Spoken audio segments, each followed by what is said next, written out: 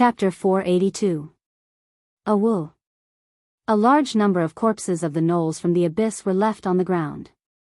They couldn't even reach their target after a long time.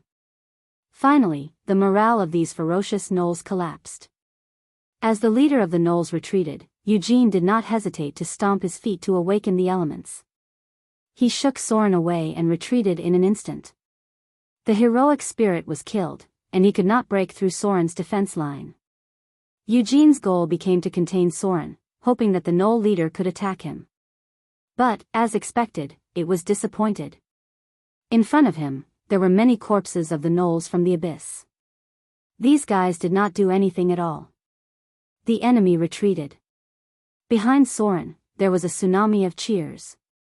The priests led by Milan knelt down toward his back, praying and praising the battlefield in awe.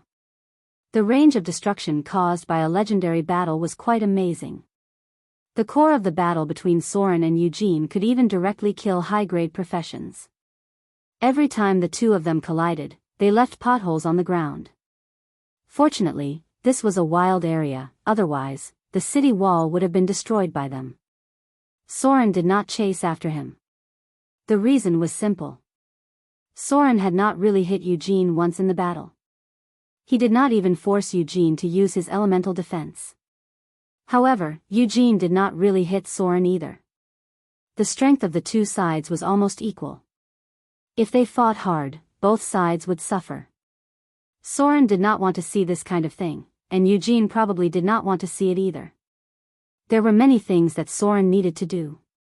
The most important thing at the moment was to bring the half-elf believers he needed to the Pirate Islands, and Eugene's existence was very important to this.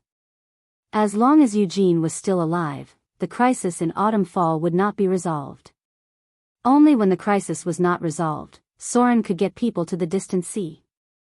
Otherwise, if the orc army retreated, even if Soren relied on the influence of the Temple of Light and conveyed the prophecy of a greater disaster in the future, many ordinary people might not be willing to leave their homes. Because to mortals, they could only see what was before them. Soren was not a soft-hearted person. However, in order to achieve his goal, even if they were enemies, he would allow them to exist for a while longer. Get on board. Soren looked at the others and said in a low voice, "Prepare to retreat. The first fleet will stay nearby to provide support. The rest of you will send the civilians out." Orders were issued one after another. In the end, Soren came to the psionic butterfly's side and whispered, "Go with them personally and send the civilians to the port before coming back. Don't let the pirates harass them." The half-elf first mate was a steady and ruthless person. With him around, Soren was not worried that anyone would go against his orders. The psionic butterfly nodded and said, "Understood." These believers were the foundation, and there were many children among them. After everything that happened today, these children had a deep memory in their hearts. As long as they were trained a little, they would have a solid foundation in the future. Even if the conversion of adults was successful, most of them would be ordinary believers. However, many devout believers could be born among these children, and it was even possible to cultivate fanatics. This was very important for Soren's future plan. He must not let these children have a bad impression of the church in their childhood. Finally, Soren came to the front of the priests. The civilians could be sent away directly, but these priests had to stay. Because Soren would not make such a big fuss just to take these people away. "Tomorrow, you will bring back a batch of food and weapons." Soren looked down at the priests kneeling at his feet and said in a low voice, "I will send people to secretly support you. When the fleet comes back, we will send the second batch of civilians away." The priests present were thoughtful when they heard this. They nodded and said, "My lord, rest assured. We understand what we should do." Soren smiled and said slowly, "Very good. Milan. Come with me." The petite priest in front of him immediately stood up and obediently followed Soren to the captain's room. "My lord." The delicate little girl humbly lowered her head and said softly, "My lord, I don't know what you want me to do." Soren turned around and looked at her. He said in a low voice, "Why did that orc target you so much? Just now, it seemed like it wanted to kill you at all costs." Milan's face showed a trace of surprise, then she shook her head and said, I don't know. Oh right. Could it be because of this thing? The little girl seemed to be deep in thought. She quickly took out a dark green flail and handed it to Soren. She said in a low voice, "This is a treasure of the church. It is said that it came from a very powerful artifact. Because my weapon of choice is the flail, Grandpa Bishop temporarily gave it to me.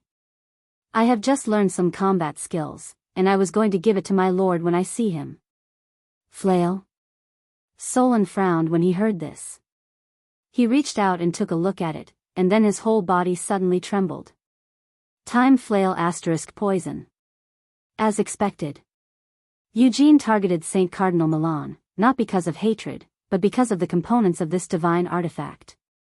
Item type, time flail, poison, incomplete. Item grade, grade 1 artifact. Item description, this is a part of a legendary artifact. Because it lacks the power of the other 4 parts, it can't even exert the power of a legendary artifact. However, it has great potential.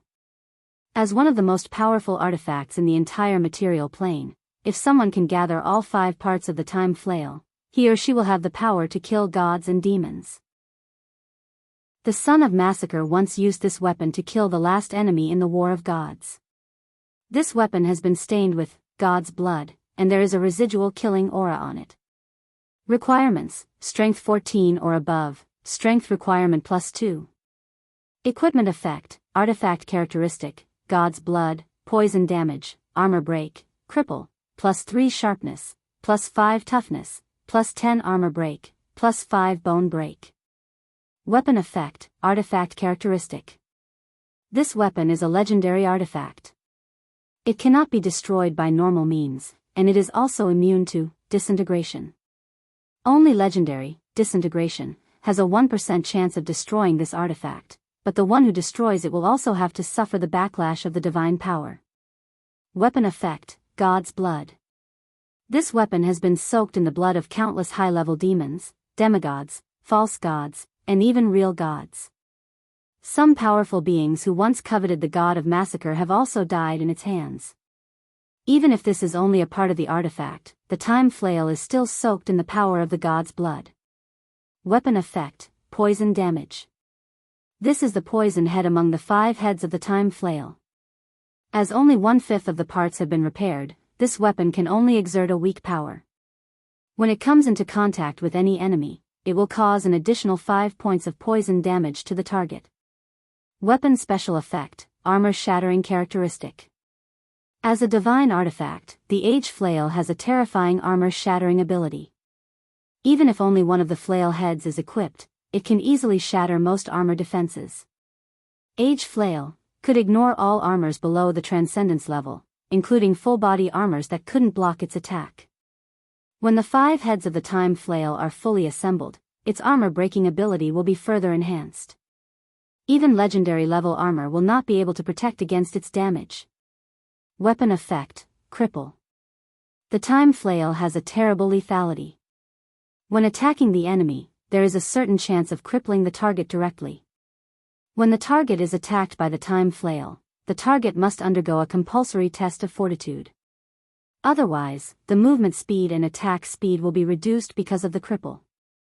The number of heads of the time flail determines the power of the ability. The time flail. It was indeed one of the parts of the divine artifact. Soren held the part of the divine artifact in his hand and could not help but feel a familiar aura in his heart. It was the power of the god's blood. This weapon had really killed a powerful existence who once had the divine domain of slaughter. The god's blood had soaked this weapon. As one of the most infamous divine artifacts in the material plane, the number of enemies who died under the time flail was probably more than the divine avenger. This was because its complete form was a 5-headed flail. A flail handle was connected to 5 flail heads, which were respectively fire, acid, ice, poison, and lightning. In battle, as long as one was touched by any of the flail heads, all 5 elements would explode together. The feeling was simply indescribable. More importantly, as one of the most powerful heavy weapons, the time flail had a certain chance of crippling the enemy directly. Even if a high-level demon was touched by it, it could instantly break his leg. This was one of the weapons that could easily cripple the enemy in the material plane. It's too dangerous for you to carry this with you. Soren held the time flail, poison, in his hand and said slowly, the King of Gnolls is probably looking for it. Just leave it with me for now. Milan nodded obediently and said, okay. Soren looked at the little girl in front of him from head to toe. In terms of appearance, she was very delicate and had a slim figure. Although she was not fully developed yet, she would definitely be a great beauty in the future. This was the strange thing. He did not know what was wrong with the women in this world. They were all so powerful, and the weapons they used were even more unrestrained than the men. Not to mention the little girl in front of him. In his memory, the priestess in Amber City also used a flail as a weapon. Shouldn't a flail be used by a boss like the Ringwraith, which was a dangerous weapon with great lethality? Why did these little girls like this weapon? It was completely wrong. Chapter 483. Autumn Fall. When the first batch of believers was safely sent away, the priests of the half-elf church returned to Autumn Fall with a lot of food. There was a new atmosphere brewing in the city that had been trapped for a long time. The food brought back by the priests was very rich. In addition to high-quality wheat from the south, there was also a lot of bacon, and salted fish. Most of them were meat. The number of salted fish was very abundant. Many civilians were given some fish. This was the first time they had tasted meat in a long time. Soren estimated that the last thing they lacked was fish. The location of Moder was on the fish migration route. If anyone had seen the migration of fish, they would know what a spectacular scene it was. As for salt, it was not a problem. This simple thing could not stop Soren. If there was no salt in the sea, it would be a joke. Originally, Soren wanted to make food similar to fish floss, but because he was too busy and had no energy to craft, he could only put it aside for the time being. As time passed, the direction of Autumn Fall was also changing. More and more civilians wanted to leave this dangerous place. Because there was not much food in the city. If the orcs did not retreat, they would not be able to produce and work. It was difficult for an ordinary civilian to resist natural disasters. Once they were affected by the war, they would be completely destroyed. The number of believers was increasing. The priests actively mobilized civilians to leave here. More and more people were affected, and the situation in the city was becoming more and more strange. In the splendid hall, many people in noble clothes gathered here. There were already many people outside who could not fill their stomachs, but there was plenty of food and even good wine here. Nobles and civilians were always in two different worlds. The power they held was too convenient.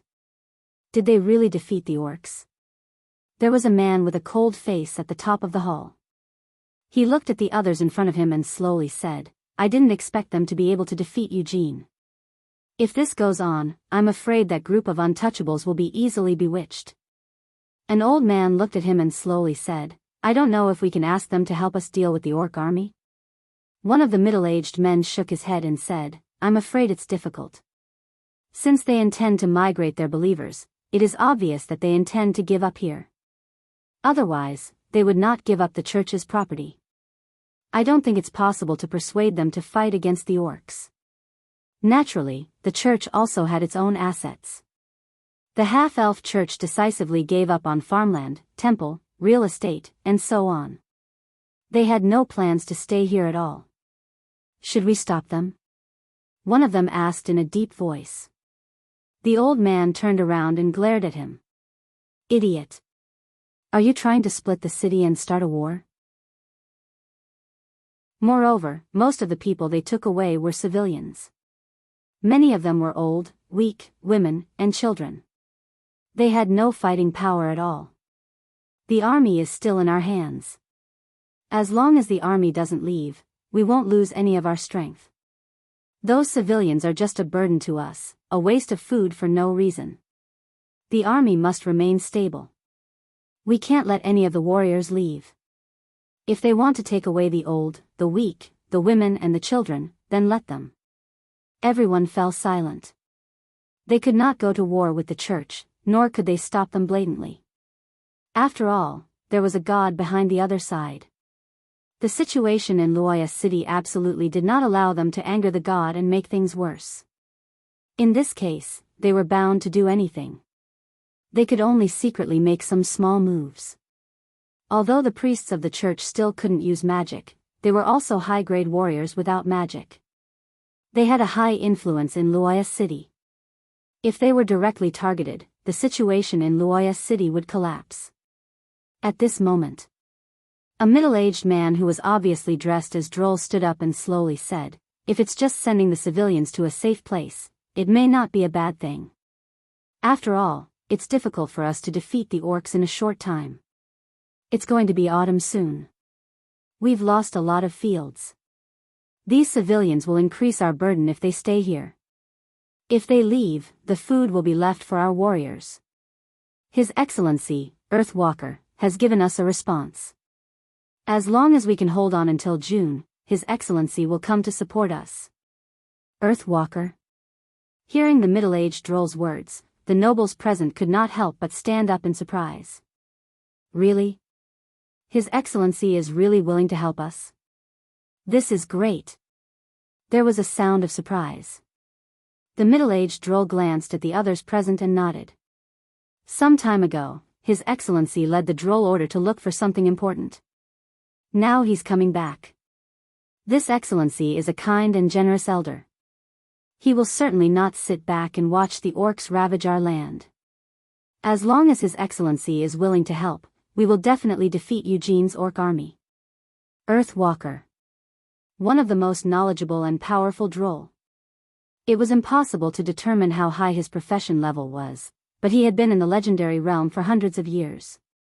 He was the leader of the Earth Doctrine in the Droll Order. He had been living in seclusion in the depths of the elven forest and rarely intervened in the affairs of ordinary people. However, the current situation in Loya City seemed to make this Excellency intend to help. There were many Droll among the half-elves. They also had their own voice in the Droll Order.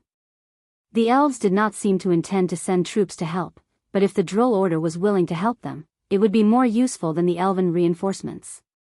Time passed by day. The first batch of believers was quickly sent away, and the pirate fleet returned to the vicinity of Loya City again. Soren's plan was carried out in an orderly manner. He only cared about his believers and did not intend to intervene in other things. The first batch of believers sent away more than 5,000 people.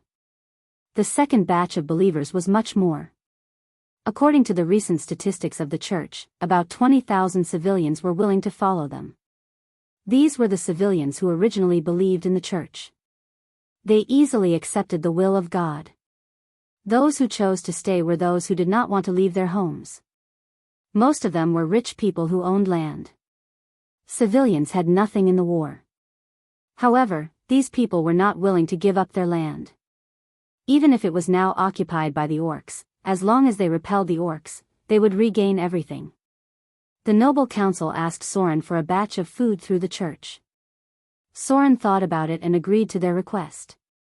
Nearly a month had passed. The arrival of the time of troubles was getting closer and closer. He now had only 7 months left, and then the Avatar crisis would break out. Soren did not want to waste too much time here. The believers of the church were sent away in 3 batches. Soren's fleet was enough, and with Raging Sand Island as a transit station, there was no problem in transporting so many people back. A gentle sea breeze blew in his face.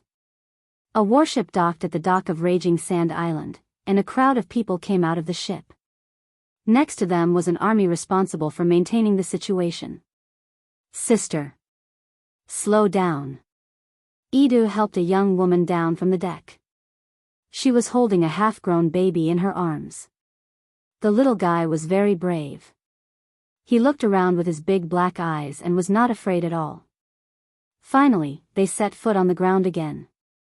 Many people around revealed happy smiles. The priest's voice came into their ears, instructing them to stay here and rest for a while before continuing their journey. They did not know where they were going, but they did not panic about the future. It was as if there was an invisible force comforting their hearts and making them hopeful for the future. Some priests of the church also left with them. Although there was still no way to use divine spells, the healing ability of the priests could solve a lot of problems. Along the way, they saw many ferocious pirates, but these pirates did not disturb them at all. Order was brilliant. The two sides were like two boundaries. They were just a group of travelers and would not stay here for too long. Along the way, they saw many law enforcement teams maintaining order. They were a group of very fierce guys. Occasionally, some daring guys wanted to take liberties with them, but they were directly hung up and whipped more than 10 times. There was a prepared camp on Raging Sand Island. Many people were temporarily settled here. After resting for about 2 days, groups of people were sent away one after another. At this time, they saw not only pirates, but also merchant ships that were responsible for sending them to their destination. It was really the fleet of the Chamber of Commerce. George tried to chat with the guards of the fleet and easily inquired about their origin. The Chamber of Commerce from Shipwreck Bay was responsible for sending them away. They usually ran the ocean trade of the outer islands. This time, they were recruited by Sir Soren to be responsible for transporting these refugees to the city of Mordor. As long as these chambers of commerce sent away a group of people, they could be exempted from a year's tribute. Now, many chambers of commerce from the south coast were mobilizing fleets, and some planned to exempt themselves from 3 years of tribute in one breath. Sir Soren always kept his word. Since this Sir made a promise, naturally, he would not go back on his word. It was just a trip back and forth to send people over. It would only take a little time, but the benefits were tempting. Along the way, the guards of the Chamber of Commerce took care of them. Occasionally, when someone was sick, there would be doctors to treat them. These people who were sent away were counted. In case of an accident, the Chamber of Commerce would be responsible. George asked some information about the city of Mordor. When the guards of the Chamber of Commerce mentioned this place, their faces were full of envy. It was said that it was a very rich place. There was an endless stream of merchant ships coming and going. The security was also much better than other places. There was a lot of news about that place. For example, there was a magical fertilizer there. Even the priests of the Temple of Agriculture were attracted there. For example, even slaves could get freedom as long as they worked hard. It was said that some slaves had been given land because of their hard work and so on. Time passed like this. There were many curious people like George, and they were getting closer and closer to the city of Mordor. Chapter 484. Autumn Fall, Agate River. Soren stood on the deck and looked into the distance. He turned to look at Scarface behind him and slowly said, "What about the orcs?" Scarface bowed slightly and said, "Your Excellency, they have been very obedient recently." Soren nodded and said in a deep voice, "Let the scouts pay attention to the orcs' movements. If there are any special situations, immediately send them to me." "Yes, Your Excellency." Scarface retreated. The orc army had been defeated twice in a row, and Eugene's actions had become more cautious. For the first time in the city of Autumn Fall, Sauron's avatar summoned an ancient brass dragon, forcing Eugene to retreat and regroup. That night, when they attacked Soren, Eugene returned without success and suffered heavy losses. 2 consecutive failures were very serious for the orcs, and their morale had dropped a lot. Recently, the orcs did not make any movements. Perhaps they were afraid of being hit again. If they were defeated 3 times in a row, perhaps the morale of the iron-blooded army would collapse. Eugene needed a victory to motivate the soldiers, but Soren would not give him such an opportunity. The land occupied by the orcs, by the Agate River. Teams of orc laborers were working hard. Under the orders of the overseers, they chopped down the trees in the forest one by one and transported the logs back one by one. The orc army's camp was already busy. Many orcs were busy working, and the outline of a foundation had been built nearby. Relying on their natural strength, the orcs were very efficient. In just half a day, a rough outline of an orc fortress appeared. But this was only the beginning. From the foundation, the scale of this fortress was much larger. Autumn fall. The meeting hall was dignified. Many nobles were talking. One of them said, "What? The orcs built a fortress on the other side of the river? What are they going to do?" The people present were worried. If the orcs really built a large military fortress on the other side of the river, it would be difficult for them to recover their lost land in the future. Even if reinforcements arrived, the situation would turn into a situation where the enemy would defend and they would attack. However, if the gnomes attacked the fortress built by the orcs, they would have to pay a terrifying price. The shaman priests were also spellcasters. Although the craftsmanship of the orcs' fortresses wasn't good to look at, their durability was definitely not worse than other races. If this fortress was really built, it would be against Luoya's city. That may be a good thing. The old man sitting on the right glanced at the others. His territory was near Luoya's city. Even if the land on the other side of the river was recovered, he would not get much benefit, so he calmly said, "In this way, the orcs should not attack in a short time. We can hold on until the Earthwalkers' reinforcements arrive." The orcs finally learned their lesson. After being heavily injured by Soren twice in a row, Eugene's original plan to defeat the half-elf in one go was completely ruined. Now, building a military fortress on the other side of the river to confront Luoya's city was undoubtedly the wisest action at present.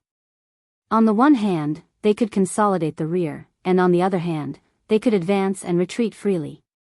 Anyway, Soren did not think that the current Luoya city had the ability to attack the military fortress of the orcs. No one could afford the casualties. Eugene is going to push forward step by step.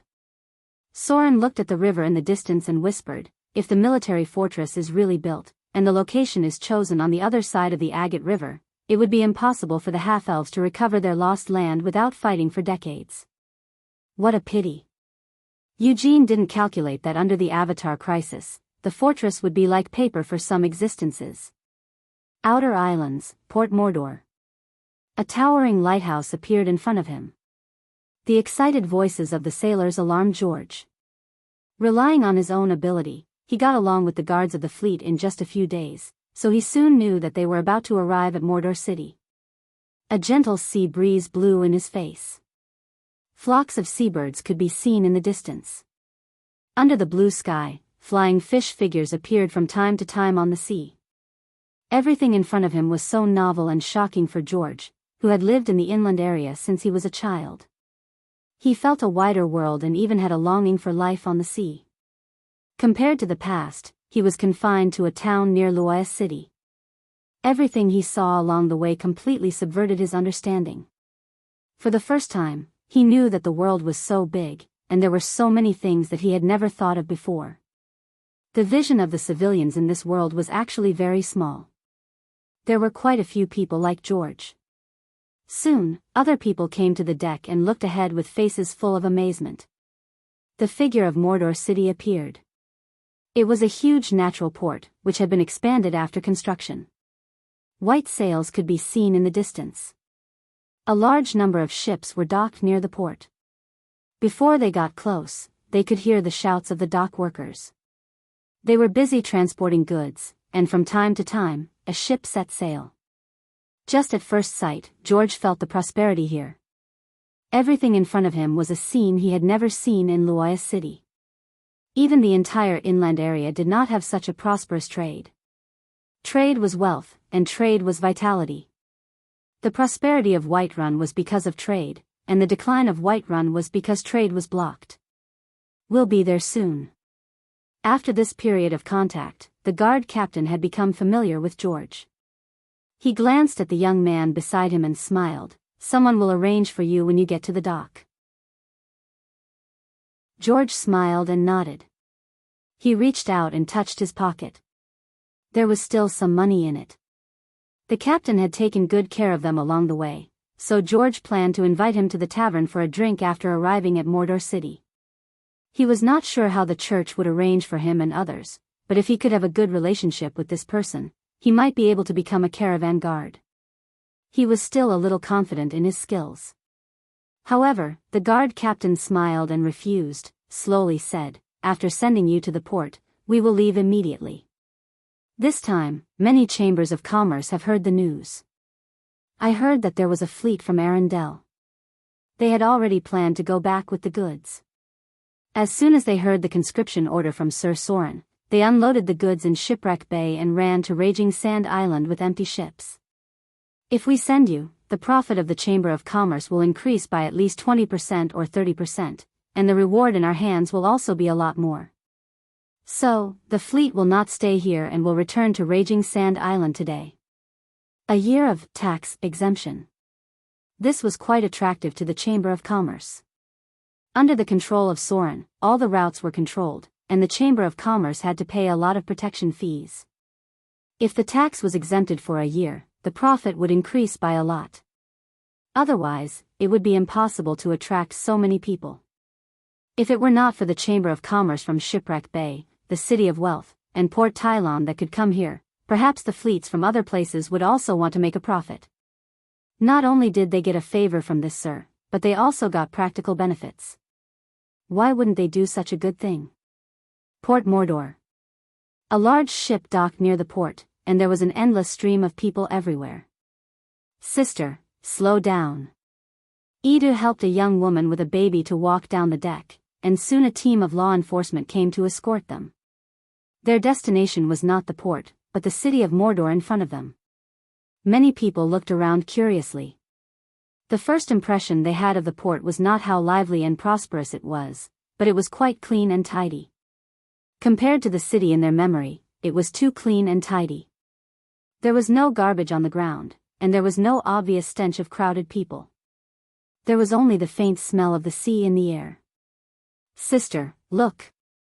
It's the temple. It's magnificent. It's magnificent. The most striking buildings in Port Mordor were undoubtedly the Temple of Wealth and the Temple of Sea. These two churches seem to have begun to be dissatisfied recently. The Temple of Wealth was decorated with a golden light, and the outer walls were painted with a layer of gold paint. The Temple of Wealth had an obvious advantage in terms of wealth. However, the Temple of Sea also had its own advantages, that was, there were a lot of treasures on the seabed. It was very easy to get some luminous pearls and corals. During this time, the two temples were fighting openly and secretly to suppress each other, and the battle for believers was also quite fierce. Across the port, there was a flat paved road. Many people were secretly observing this group of refugees. The characteristics of the half-elves were quite obvious, but no one disturbed them. They only occasionally looked at them curiously. In the team responsible for escorting them, George saw the legendary evil drow. Or it should be said that they were half-drow. These legendary evil existences had cold expressions, and they simply ignored other people. They just strictly or even harshly carried out their tasks. They hardly talked to others except for orders. George didn't know if it was his own illusion, but he saw a trace of panic in the eyes of these drow warriors. But it was not the kind of fear, but a hidden panic. This hidden emotion made them very serious and harsh, meticulously carrying out orders, as if they were worried that they would be replaced. The city of Mordor finally appeared in front of them. In the distance, they could see the reclaimed land, and there were green crops in the fields. This scene full of vitality made them have better hope for the future. However, there was a sudden panic in front of them, and there were the screams and cries of women and children. George instantly pressed his hand on the hilt of his sword and was ready to fight. Roar! A dull dragon's roar echoed in everyone's ears. On the city wall of Mordor, a behemoth figure appeared. Its cold pupils glanced at these small humans, and then it flapped its wings violently and rose into the air. The Quetzalcoatlus with a wingspan of nearly 10 meters circled above them, and then flew in the direction of the sea. George's legs trembled slightly. The scene just now not only shocked him, but many people around him also cried. Compared with the huge Quetzalcoatlus in front of them, the orcs' wolves were just like puppies. The guards did not change at all. They seemed to be very familiar with this Quetzalcoatlus. Soon the team was appeased. They entered Mordor from the south gate. George couldn't help but turn his head and look in the direction where the Quetzalcoatlus flew. For a moment, his heart was surging, and he murmured, "Is this Mordor city?" Chapter 485. Mordor City. After walking into the city, many people could not help but show a look of surprise on their faces. It was not that everything in front of them was so shocking, but what they saw in their eyes was too neat. The smooth and clean road was lined with dug drainage canals on both sides. There was empty land next to it, some of which had been planted with flowers and plants. Although this city was not as big as Autumn-Fall, the road was wider than Autumn-Fall. It seemed that it had only recently been divided into two roads from the middle. From this point of view, it could be felt that the owner of this city had already arranged for it. Spacious roads, clean ground, neat houses. Even the half-elves who were a little particular about their living environment had to admit that this was the cleanest, neatest, and most orderly city they had ever seen and could imagine. Maybe what the sailors said was true. My Lord Soren was really obsessed with cleanliness and had strict requirements for order. It was said that if you were caught urinating and defecating anywhere in the port of Mordor, not only would you be fined, but you would also be hung up and beaten. Otherwise, the habit of those who came from other places and casually found a dark corner to pee would not have been forcibly changed so quickly. No matter what the people of this era thought, Soren would never allow people to urinate and defecate anywhere in his city. He had built so many public toilets. If they dared to urinate and defecate anywhere, he would even cut off their tools. On both sides of the neat and spacious road were rows of brick houses. Some of them had already been occupied. The area of each brick house was not large, only about 2 rooms, but the layout was quite reasonable. There was also a 2-meter-long land in front of the house to plant something. There were more people living in the south of the city. Most of them were civilians. Other places were very empty. Many houses were empty. It seemed that they were reserved. No one was allowed to get close to the barracks. The city lord's mansion was also a forbidden area for ordinary people. However, they could come and go at will in the square. The guards told them that they could not go to those places, and those places belonged to the forbidden area. Then they placed them in a house. Of course, it was not a house distribution. This was the wealth of Mordor City. Soon, people dressed as clerks came to register their names. The original families were still the same. They would be given food that was barely enough to survive every day.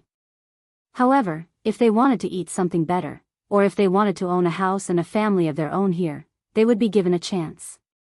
Then they had to work. No one in this world could reap without sowing. Everything in the city of Mordor was established by order. There are many kinds of jobs. Those who had skills could choose their craft. Bricklayers, craftsmen, and blacksmiths had an advantage in this aspect. Women who knew how to sew also had an advantage. It didn't matter if they didn't have any skills. They could work as coolies or as farmers. They didn't get much money for their daily work. The most they got was 10 copper dirhams, but they would use some food as compensation. It was also possible to record the work into points instead of coins. These things called work points could be used to exchange for houses and land. Although he had just arrived, George quickly discovered that the natives here were all here to record work points. It seemed like very few people chose currency as their reward. Land. Hearing this word, George's eyes lit up instantly. For a civilian like him, nothing was more attractive than land. If he could get a piece of land, then his sister would have something to rely on for the rest of her life. At least she wouldn't have to worry about starving. To get the land deed, one must be recognized by the city hall. All the land in Mordor City belonged to the city lord. There were only 2 ways for a private person to buy it. One was to buy it with work points obtained from labor. After reaching a certain standard, part of it could be paid with currency. The second was to buy it with military merits. After obtaining a certain amount of military merits, part of it could be paid with currency. Money alone couldn't buy the land here.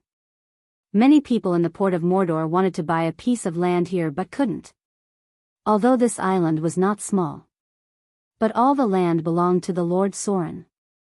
Although the port of Mordor was very large, it was now almost divided by the Temple of Wealth, the Temple of Sea, and the Chamber of Commerce. The second phase of the development of the port of Mordor was firmly in the hands of Sauron. Without his order, no one could continue to expand the land. There was a plain outside the city. A large number of slaves had already dug irrigation ditches and connected them directly to the river in the island.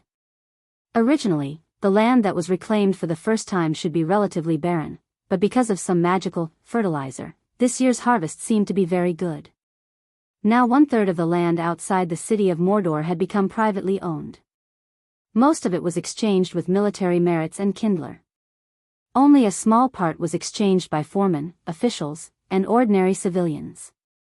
It was said that many pirates were saving money recently, preparing to put together military merits and private savings to get a few acres of land.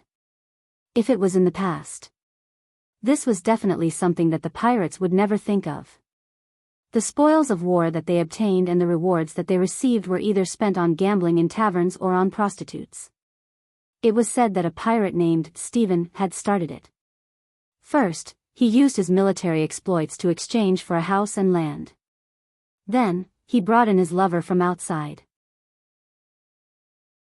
The scene of his wife and children together stimulated many old men. Many pirates who were around 30 years old took out their savings and military exploits to exchange for land and houses. Chapter: Stephen's Day. Military merits in Mordor were very valuable. There were special clerks here who were responsible for counting military merits. Any military merits could be directly exchanged for kindler, but it seemed that no one would do so at present. Military merits could be exchanged directly in the city hall, but it was not a human who was responsible for crossing out the military merits, but a steel golem. Its task was to count all the changes in military merits. The work points obtained from labor were very small, so soldiers might be able to exchange for a house after a few battles, while ordinary people might need to work for 2 or 3 years. Edith thought about his skills and felt that he might be able to earn some military merits. It was said that the clerks were planning to change the recording method and were going to exchange all the work points for contribution points. This was to recognize a person's contribution to Mordor. After reaching a certain level, it was possible to obtain the status of honorary citizen, and enjoy higher status and convenience in many aspects. There were no nobles in Mordor at present, even those pirate leaders could not be regarded as nobles. Sir Soren did not seem to have any plans to enfeoff nobles for the time being. The maintenance of the city was all the responsibility of officials and the City Hall Council.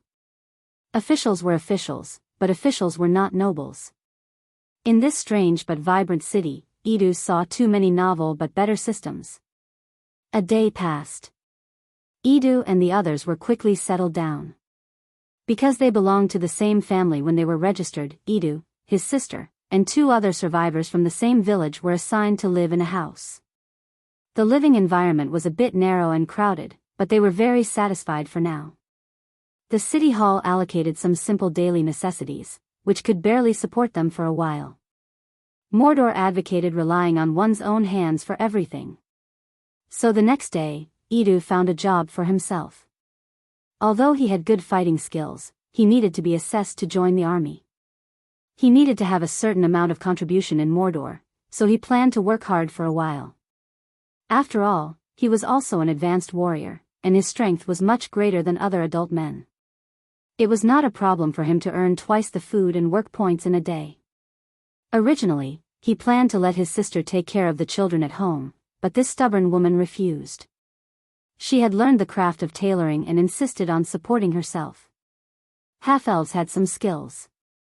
They were much more dexterous than other humans, so it was not difficult to find a job. There were too many tasks in Mordor City. A large number of houses were still being expanded, a large number of daily necessities had to be made, a large number of building materials had to be transported, a large number of land needed to be reclaimed, a large number of irrigation ditches had to be dug, and so on. Almost everywhere needed manpower, and the demand for labor was stronger than any other city. Edu's job was to carry wood. Because this job was piecework, he could get 1 work point for carrying 50 logs a day. 1 work point could be exchanged for a pound of food, which was enough for a family to eat. Ha! George let out a low growl and carried the log that was as thick as an adult's waist on his shoulder. Others had to work together to carry a log, but he was able to carry it quickly by relying on his great strength. A log was about 300 or 400 pounds. If he wasn't born with great strength and trained as a warrior, he probably wouldn't be able to carry it alone. In just one morning, Edu carried 60 or 70 logs back and forth. Although he couldn't keep up with his physical strength in the afternoon, he had collected more than 120 pieces. The foreman in charge of registration looked at him in surprise, then nodded to indicate that he could rest. Edu ate at the construction site for lunch and dinner. Cheap black bread with fresh fish soup, which seemed to be shark meat. Anyway, it tasted good. For Edu, he was satisfied to be able to eat meat. In the evening, Edu exchanged a pound of food and then returned to his residence with 1 work point. If I eat at the construction site every day, I can probably eat this food for half a month. Tomorrow, I should be able to get 3 work points. 1 work point can be exchanged for 10 copper dirhams. Maybe the day after tomorrow, I can buy some cloth for my sister's children to make clothes. Edu muttered as he walked, what a novel way of counting. The other people in the crowded small courtyard had returned. Although they had been busy all day, they could still hear the laughter of children. Most people chose to exchange work points for food. Carrying heavy food, they also became more at ease. As long as they worked hard, they could feed their families. This kind of life could make them feel satisfied and happy. Because they didn't ask for much. Chapter 486. Night fell. The city hall only allocated a small amount of lamp oil to them, and many people were reluctant to light oil lamps. Night, there were women drawing water to wash clothes. After the sister finished feeding her nephew, she coaxed him to sleep. The little guy was very clever, and it seemed that he rarely cried. George came back with a bucket of water from the well outside. Seeing his sister motioning him to take off his clothes and wash them, he simply found a corner and washed them casually. The daily necessities were public, and it was a bit troublesome for 4 or 5 people to use them. George still had some money in his hand, and he planned to buy some daily necessities in 2 days. There was a noise in the small courtyard next door. George glanced at the sister who had just coaxed his nephew to sleep.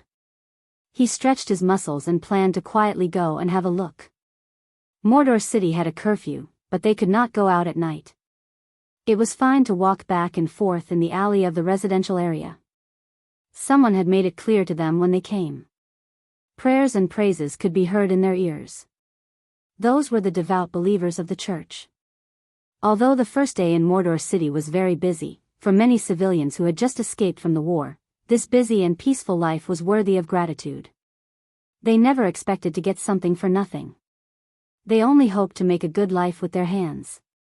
Congratulations, Old Peter. Congratulations on moving to a new house. Come on, have a drink. I wish you a meteoric rise as soon as possible. There were many people's voices in George's ears. The courtyard next door was very lively. Occasionally, there were patrolling guards passing by, but they just took a glance and left. There were many people in the courtyard, and George even knew some of them. Standing in the crowd was old Peter, a blacksmith in his 40s. George had seen him in Loya City, and he had repaired his equipment. What's going on? George saw a table in the courtyard with wine, meat, and some daily necessities. Old Peter was thanking the people who congratulated him. When he saw George, he immediately pulled him over and insisted on buying him a drink. He also boasted about his strength to the people next to him, saying that he had seen him kill a fierce wolf with his own eyes. George did not refuse. He took the glass and took a sip. Then he understood what happened. Old Peter was a blacksmith, and his craftsmanship should be quite good. He had been blacksmithing for decades. He had been learning how to forge since he was a child. His ancestors were all blacksmiths. On the first day he came to Motor City, he was given an important position by the Ordnance Department. On the first day, he was assigned a house and received a settlement fee. Today was to say goodbye to the others. Tomorrow, he would bring his family and move to an independent courtyard 3 streets away. In the future, he would be a blacksmith in the ordnance department, and his status would probably be much higher than these people. He estimated that in 2 years, he would be able to use his contribution to exchange for a piece of land. A blacksmith. George couldn't help but reveal a trace of envy on his face. It seemed that people with good skills wouldn't be at a disadvantage no matter where they went. From their words, George learned that there were quite a few people like old Peter. People with good skills were assigned to other places. Some were assigned to the armory, some were assigned to the brick-baking factory, and some were assigned to other places. Those who were selected because of their craftsmanship immediately became superior to others. The next day, they were given a new courtyard to settle down in, and the remuneration they received was much higher than the others. George couldn't help but feel envious because he also wanted his sister and nephew to have a better life. It didn't take long for people to disperse. After a hard day's work, many people fell asleep as soon as they fell into bed. George also went back to rest soon. His sister was reluctant to light the oil lamp, so she was sewing clothes for him in the small courtyard with needle and thread. From time to time, she would talk to the woman living in the next room. The night gradually darkened. The weather in May was not bad. George slept directly in the small courtyard. The biggest difference from the past was that he slept very well tonight. Because for him, the terrible war was over. The night passed quickly. As soon as he got up the next day, George rushed to work. When he first came here, there was nothing. Although the city hall gave some relief supplies, those things couldn't last for long. No one felt that the city hall gave out less. On the contrary, many people were very grateful. For George, as long as he had a job, he could support himself and his family. There were many people who thought like him. 3 days passed in a blink of an eye. In just 3 days, the small courtyard where George lived had changed a lot. All the pots and pans were ready. He bought some cloth to make a new set of clothes for his nephew. What he wanted to do most now was to have a small courtyard of his own. The room where the refugees were settled was too crowded. There was no private space at all. His sister had to hide in the room when she wanted to take a bath. It was obviously difficult to change a house by working as a coolie. George still planned to find a way to join the army. In terms of personal strength, he believed that he was not much worse than those guards. People had a strong ability to adapt. In just a few days, many people adapted to life in Mordor City. They worked at sunrise and rested at sunset. Their lives were very regular and orderly. As long as they participated in work, they would be provided with 2 meals. Basically, they would be able to eat meat often. At first, people exchanged their work points for food, but gradually, many people began to save up like the natives of this city, hoping that one day they could save enough to change a house or some land. It was said that the wasteland outside was much cheaper, so many people planned to reclaim it themselves after getting the wasteland. George was originally a civilian, so farming was naturally not a problem for him. As an advanced warrior, he had enough strength. If possible, he hoped to have some land next year. Although he had nothing now, he was full of confidence for the future. In a blink of an eye, a week had passed.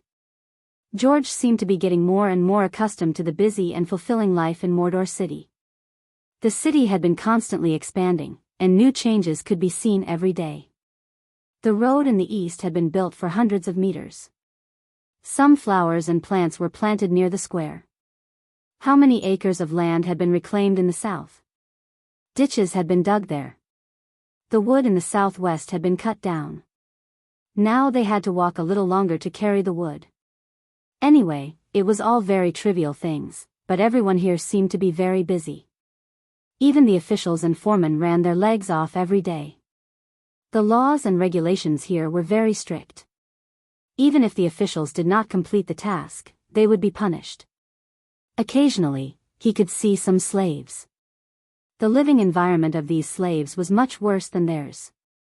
Many people were very satisfied and grateful. It was said that another slave had gained the status of a free man yesterday, which was quite strange. Because in the outside world, slaves would always be slaves. From time to time, George could see the Quetzalcoatlus flying over Mordor City. It would fly in the direction of the sea every day and then fly back before dark. Perhaps people were used to it, so they were no longer afraid. They had never heard of the Quetzalcoatlus attacking people. After the initial fear, many people felt happy and excited after seeing it, thinking that it was a symbol of luck. However, no one was allowed to approach it. George heard from the guards that it was the pet of the little princess of Mordor City. No one had seen the little princess yet, but it was said that she was a very powerful spellcaster. Occasionally, a mysterious witch could be seen in Mordor City. She was the mistress of Mordor City. Every time she appeared, she would only assign new expansion tasks to the officials of the city hall. Since the establishment of Mordor City, the pace of expansion had not stopped. George was lucky to see the mysterious witch. She was a beautiful and noble witch who rarely appeared in front of ordinary people. The core of George's life was still around his sister and his nephew who was just 1 year old.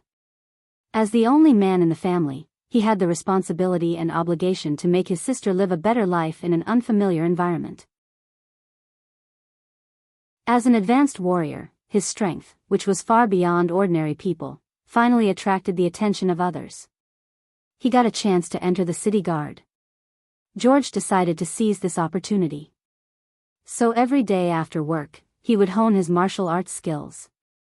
There were many strong guys in Mordor City, but George also had his own advantages. He was only 20 years old this year, and there was a lot of room for growth in the future. In the evening, George returned to his residence with a piece of linen. It was time for his sister to fill in a new dress. The one he was wearing was torn because of work, so it was better to make a change of clothes. From the top of Mordor City, he could see the bustling port. It seemed to be two different worlds from Mordor City.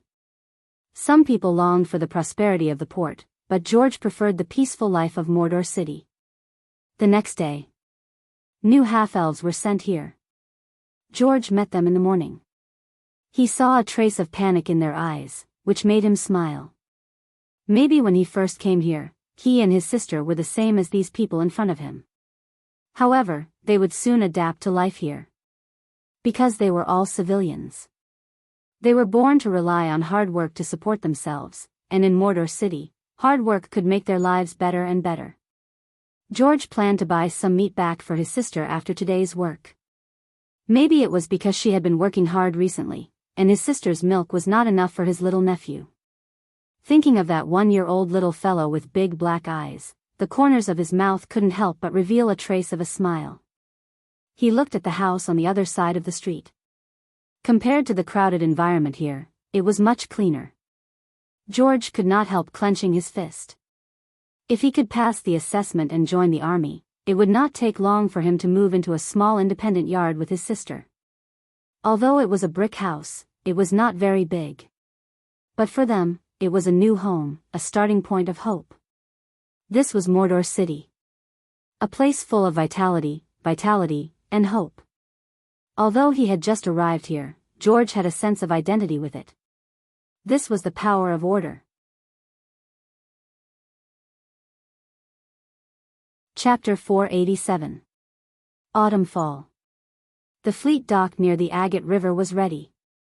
The breeze by the river brought the smell of mud, and the slogans of the sailors came from behind. Soren looked at the distant autumn fall, shook his head and sighed, and slowly said, "Let's set sail." It was over. Everything here was over. After more than a month's delay, he finally sent all the believers he needed back to Mordor City. Now those who insisted on staying in autumn fall were not worth his time. As for their future fate, Soren was not interested in paying too much attention to it. After all, because of his arrival, the orc army had been hit hard twice in a row. Eugene had to slow down under the pressure of Soren, which indirectly bought time for autumn fall. As for who was the real winner in the end, Soren was not interested at all. Because he knew that the time of troubles was coming. "My lord." An old man in a bishop's costume came to Soren. He was one of the few surviving bishops of the church, a high-grade priest with a profession level of more than 16. He humbly bowed his head and said, "All the believers have been sent away. But there are still many people in Autumn Fall. If we fight for it, we may be able to persuade them to leave." Soren turned to look at him and shook his head. "No need. The power of the nobles will not sit back and watch us take away the others. Besides, a greater disaster is coming. I foresee that the gods will come to the mortal world. At that time, we will face greater challenges." "The gods will come to the mortal world?" Bishop Felwood was shocked when he heard this and murmured, "How is it possible?" Soren looked at him silently. At this time, it was no problem to reveal a little about the Avatar crisis in advance. Because there had been weak gods appearing one after another, it was estimated that many powerful legendary figures had already guessed a little. The impact of the gods coming to the material plane was quite huge. Just look at Soren's current ability. He barely reached the standard of a weak god, but he had the terrible power to slaughter a city. When the Avatar crisis really broke out, gods, demons, devils, and ancient evil creatures would all come out. If there was a conflict between them, it would affect the whole plane. "You may leave." Soren waved his hand gently and disappeared in the blink of an eye. A god should not have too much contact with his followers. Otherwise, there would not be enough mystery. Although the priest in front of him was a servant who helped him herd his believers, Soren was not ready to say too much to them. After all, Soren could not give them divine spells at present. Strictly speaking, he was still at the stage of a false god. The church was left to the psionic warlock, Butterfly. With her abilities, managing a church was a piece of cake. Luoyas City. Soren took one last look at the direction of Autumn Fall and shook his head slightly. "The divine artifact has fallen into my hands. I don't know if the gnolls will turn against the orcs. No matter what, I hope this city can hold on." As a lawful evil person, Soren actually hated the arrival of chaos, so he didn't mind using his own power to make some changes. This time, more than 20,000 people were transported away from Autumn Fall. Compared to the nearly 1 million half-elves, this was actually a very inconspicuous part. However, Autumn Fall only had a population of a few 100,000. Half-elves were very common on the road, and the number of people that a city could accommodate was also limited. If it weren't for Autumn Fall taking in a large number of fleeing civilians, the population in the city would only be about a few tens of thousands. In this case, those who were willing to go with Soren were basically believers of the church. In order to transport them away, Soren used a lot of manpower and material resources. But it was all worth it. Because with the arrival of the Avatar crisis, Soren's prestige may be greatly reduced. If the sea goddess appeared in the mortal world, he would not dare to say that he was the king of the sea. His ability to mobilize the pirates would certainly not be as good as now. After all, the sea goddess was the master of the sea. The terrible turmoil would affect the entire material plane, and the role that financial resources could play was far less than now. The later Soren's influence would be worse, and it would be much more difficult to make such a big scene. In fact, this was a once-in-a-lifetime opportunity. Because no matter what Soren did now, only other forces were watching. But in the future, if Soren dared to do so, other gods would be watching. This was a completely different concept. A warship sailed along the Agate River to the sea.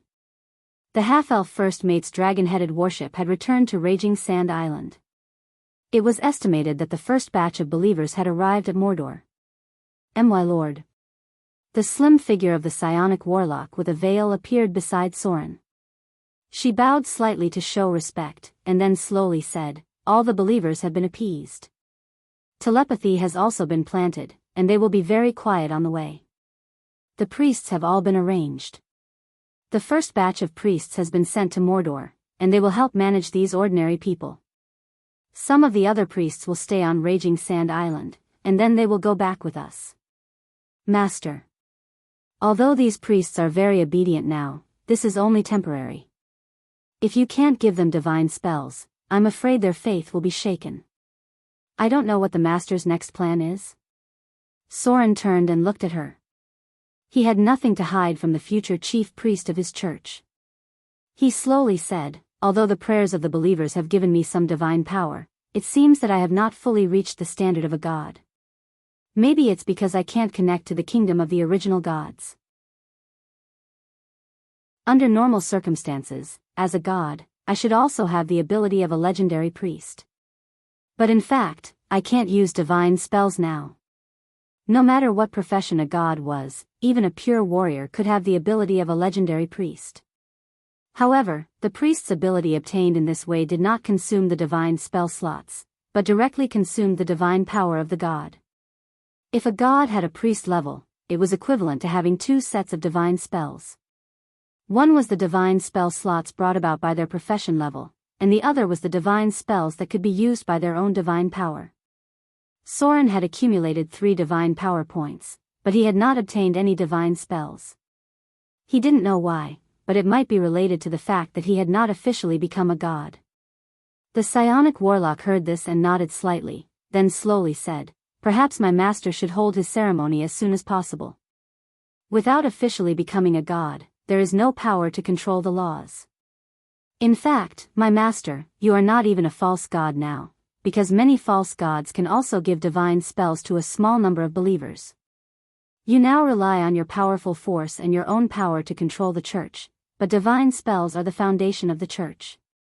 Priests who have lost their divine spells may still join the church of other gods." Soren nodded and said, "I know. But maybe it's not my fault. Maybe I chose the wrong time to do it.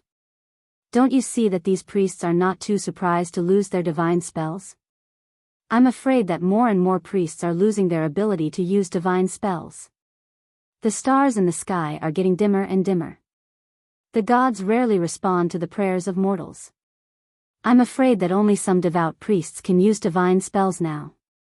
I have a hunch that something important is about to happen." Soren looked up at the sky. He didn't know when it started, but the moon in the sky seemed to have dimmed a lot. It seemed that as the first batch of stars lost their brilliance, the moon also became weaker. "Mistress of the silver moon." There was a strange expression on Soren's face. He turned to look at the psionic warlock behind him and said slowly, "Maybe I can't give divine spells now, but if I want to hold the investiture ceremony, I must become a true god directly. That's the only way. We won't arouse the hostility of others." "True god?" The psionic warlock trembled when she heard this. She then bowed and said, "My master. Do you have the qualifications to become a true god?" Soren shook his head and said, "Not yet. But I'm almost there." True god. Divinity, divine title, and divinity. When these 3 elements were all sufficient, the time for him to become a true god would soon arrive. Strictly speaking, Soren could become a god at any time now. But if he became a god in his current state, then he would be a standard, false god, because he didn't have the ability of minor divinity.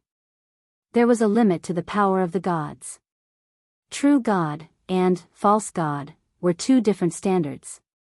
One was the existence that was truly qualified to exercise the power of the gods, while the other was the foreskin company that was forcefully supported by half-baked people. The former could fulfill the responsibilities and obligations that gods should fulfill, while the latter could completely deceive and oppress the believers. For example, they couldn't receive the souls of believers at all. The demigod vampire was a standard, false god. The power of his divinity was not up to standard. Taking the god of half-elves and rogues as a goal was to advance himself to the realm of a true god. It was also because he became a god as a false god that his church didn't love him, justice regarded him as an enemy, and evil regarded him as a traitor. This was a very serious matter. Because once he was labeled as a false god, it would be very difficult to get rid of it in the future. This was a stain that both justice and evil valued. The prayers of believers were a huge amount of information. If the prayers of priests were added, the burden on the gods would also be great. Only when the 3 elements of divinity, divine title, and divinity were fully met could the gods really deal with all this. If they didn't meet the standards, they would become like Soren when he first came into contact with prayer. They might go crazy or have their minds completely distorted. A false god was a false god. It was like flying a plane without a driver's license. This kind of behavior was very disgusting in the eyes of the gods, and the consequences were much more serious than driving without a license. Most false gods would have some kind of distortion because of their insufficient foundation. Even if they succeeded in advancing to the realm of true God, in the future, this stain would remain on them because they violated the rules of the gods. This was the problem of timing. When all the conditions were met to become a god, then you would be a true god. Everything was according to the rules of order. First, you would have the ability of a god, then you would get the qualification of a god. And if you couldn't wait, and if any of the conditions didn't meet the standards of the gods, and then hurriedly tried to become a god, then you would violate the rules of the gods and be directly labeled as a false god. Once you were labeled as a false god, no matter if it was a righteous or evil god, they would not like it. They would remember who challenged the rules of the gods. Even if you advanced to a true god, in the future, this kind of feeling would remain in the influence of many gods. Because they would think, look, it's that guy. He forced himself to become a god without meeting the standards of the gods. Soren naturally wouldn't choose the path of a false god. This was a fundamental problem that involved the credibility of the gods. It was also the first impression that other gods would have when you became a god. Because as long as you didn't leave the first impression that you were a false god, even the gods of the enemy camp would recognize your identity. They would say that you were evil, but they wouldn't say that you were a fake because you were qualified to be on equal footing with them. Chapter 488. The biggest difference was to ascend as a true god. It was to be recognized by other gods, and it was even possible for some gods' incarnations to congratulate him. Just like the vampiric demigod, who was not recognized by any gods, and even made a blood-red moon in the sky. Although it seemed to be the aura of a true god, in fact, it was just a pretentious act. This could be seen from the fact that the Lady of the Night, evil, son of the night, and so on, who had great divine power, simply ignored him. If the Lady of the Night said a word, no one would dare to touch the demigod vampire. If Soren ascended as a god, then it was very likely that a god's incarnation would appear. That would be the sea goddess.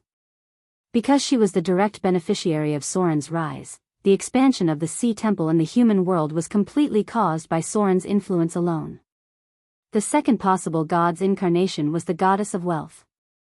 From the outer islands to the south coast, to the eastern kingdom, to Arendelle, the prosperity of trade had a great impact on the goddess of wealth, and this prosperous trade was because of Soren's rule.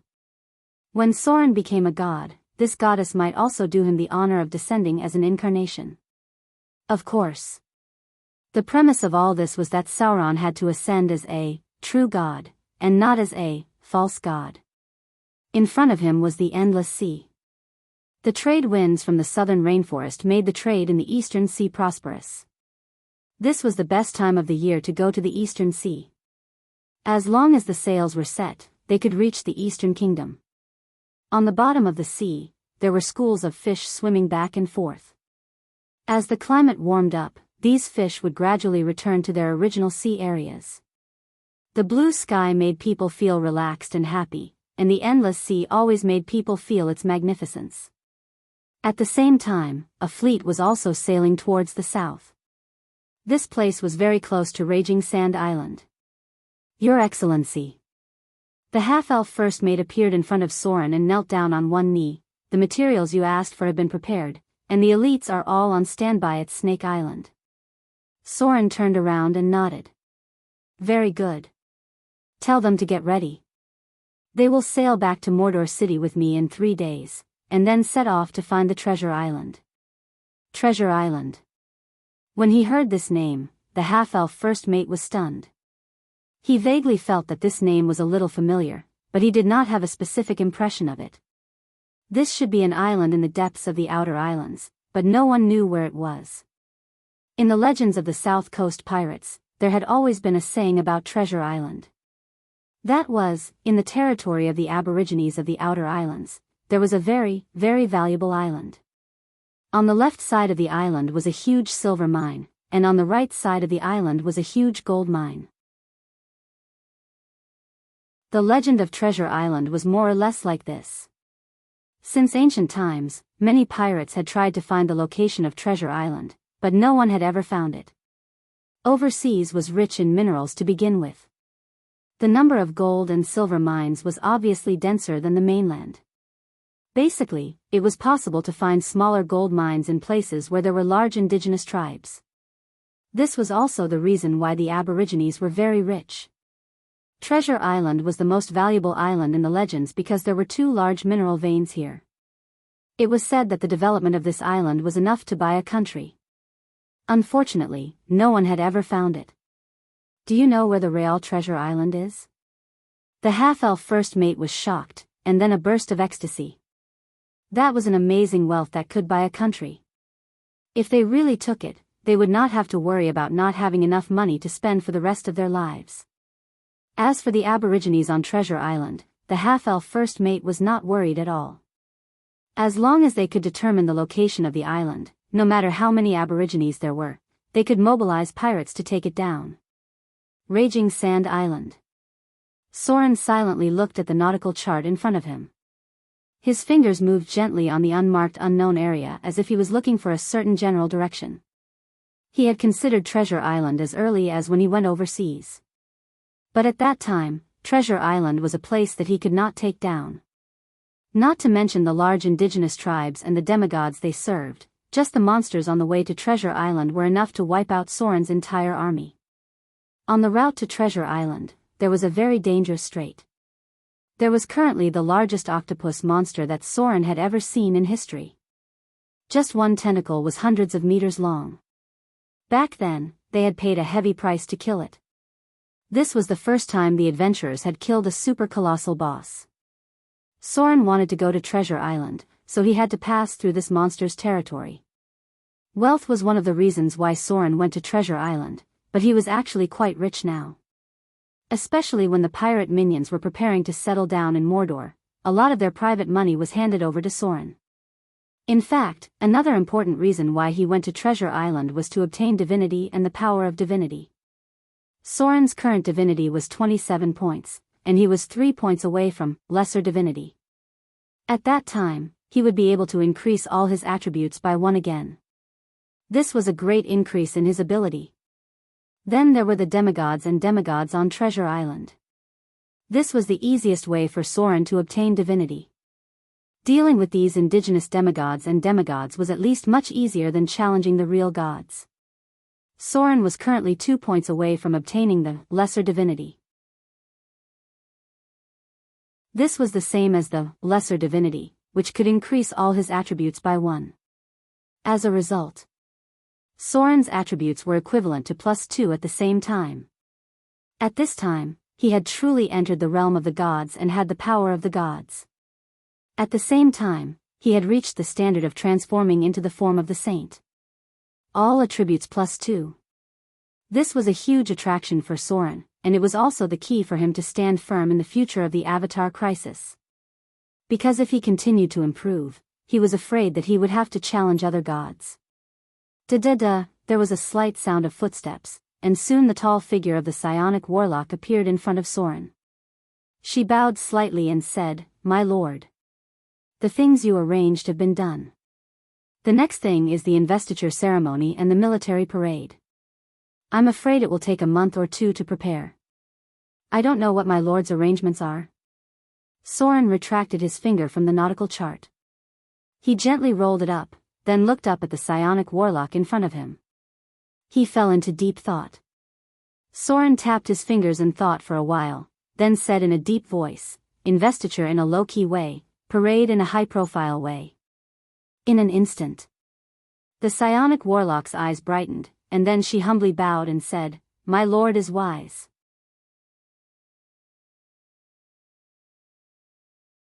Chapter 489. Low-key investiture, high-profile military parade. Low-key investiture was to avoid attracting too much attention from other gods' churches, and it also implied that as a new god, he did not have much ambition. This was quite important because Soren's investiture prayer was completed by the psionic warlock. In the investiture prayer of the demigod vampire, there was hunting and fear, plus a blood-red moon. It could be said that it was very high profile. Soren currently only planned to use the half-elf priesthood, which basically had no conflict with other gods. In order to avoid attracting too much hostility from the gods, Soren must be as low-key as possible before the outbreak of the Avatar crisis. When all the gods came down and fought among themselves, Soren could expand from the half-elf priesthood to any direction. But in this case, if he added too many priesthoods, then once the Avatar crisis broke out, it was possible that some gods who coveted his power would directly attack him, such as the Shadow Lord. The priesthood of the gods could be evolved from the power of the domain. Soren had the domain of fear, so he could be the source of power for other gods who had mastered the domain of fear. Adding the words hunting, night, fear, shadow, and so on to the investiture prayer was definitely not wanting to die fast enough. As for the high-profile military parade, it was very simple. Investiture could be low-key, but when showing strength, it must be high-profile. This was equivalent to Soren showing his fists and muscles to the people who secretly peeped at him on the south coast and even other continents when he was investiture, telling them that he was not easy to bully, and that they had to think about what they wanted to do. When the real military parade was held, it would not be just these pirates who came out for a stroll. Soren, Gloria, Fallen Witch, a god-level rogue, and 2 legendary-level witches, the 3 of them would stand as legendary figures on the stage. At the same time, Soren would also send an invitation to the Princess Royal of Arendelle, and to the Eye of the North of the Northern Witch Council. Furthermore, he invited the experts of the mystic sect who controlled the Eastern Sea region. A military parade was never a place where a single person could stay at home and play around. Instead, Soren's elite troops had to be brought out for a walk. His high-end combat power had to be displayed, and his powerful allies had to be invited to support him. This was the only way to truly intimidate potential enemies. Since Soren had given them a general direction, the rest could be left to the psionic warlock. The time was about 5 days later. Soren led the fleet back to the outer islands. The city of Mordor was more lively than before. Standing on the mast, one could see that the city of Mordor had expanded more than twice as much as before. Soren had designed the city according to modern standards. From the underground drainage system to the distribution of the various areas, he had already thought of a rough model before the city was built. Soren couldn't spend so much effort just to build a village for fun. The final form of Mordor City was a large city that could accommodate 200,000 people. Finally, with the expansion of the city, Mordor City and Port Mordor would be connected. But that should be a long time in the future. For now, it was better for Mordor City and Port Mordor to be separated. Soren needed to maintain the atmosphere in the city. There were more than 20,000 outsiders. Mordor City suddenly became crowded. There was basically no problem with food and supplies. Soren had begun to stockpile them a long time ago. Although he had the ability to easily feed all the half-elf refugees, he didn't give it to them casually. Instead, he asked all the civilians to exchange it with work. This was a process of equivalent exchange. The half-elf civilians basically had skills. Even if they didn't have any skills, the stronger ones could go to logging, and the weaker ones could go to reclaim the land. No matter what they did in Mordor City, as long as they were willing to do it, they could fill their stomachs and slowly accumulate a little wealth. My lord. The psionic warlock came behind Soren and bowed slightly. The planning of the temple has been completed. The location is near the central square. If you want to complete it before the parade, you may need to recruit a lot of labor, and at the same time, it will require a lot of financial resources. There is no problem with the priests. When we all arrive at Mordor City, we can start preparing for the daily prayer ceremony. The temple was the most basic thing. Most of the priests had only come to Mordor now, and the real formal prayer day had to be done slowly. Soren looked back at her and said slowly, "I will mobilize an army for you. The city hall will give you 300,000 Kindler coins. You can decide how to use it." Soren was very rich now. The specific amount could not be calculated because many of them were real estate.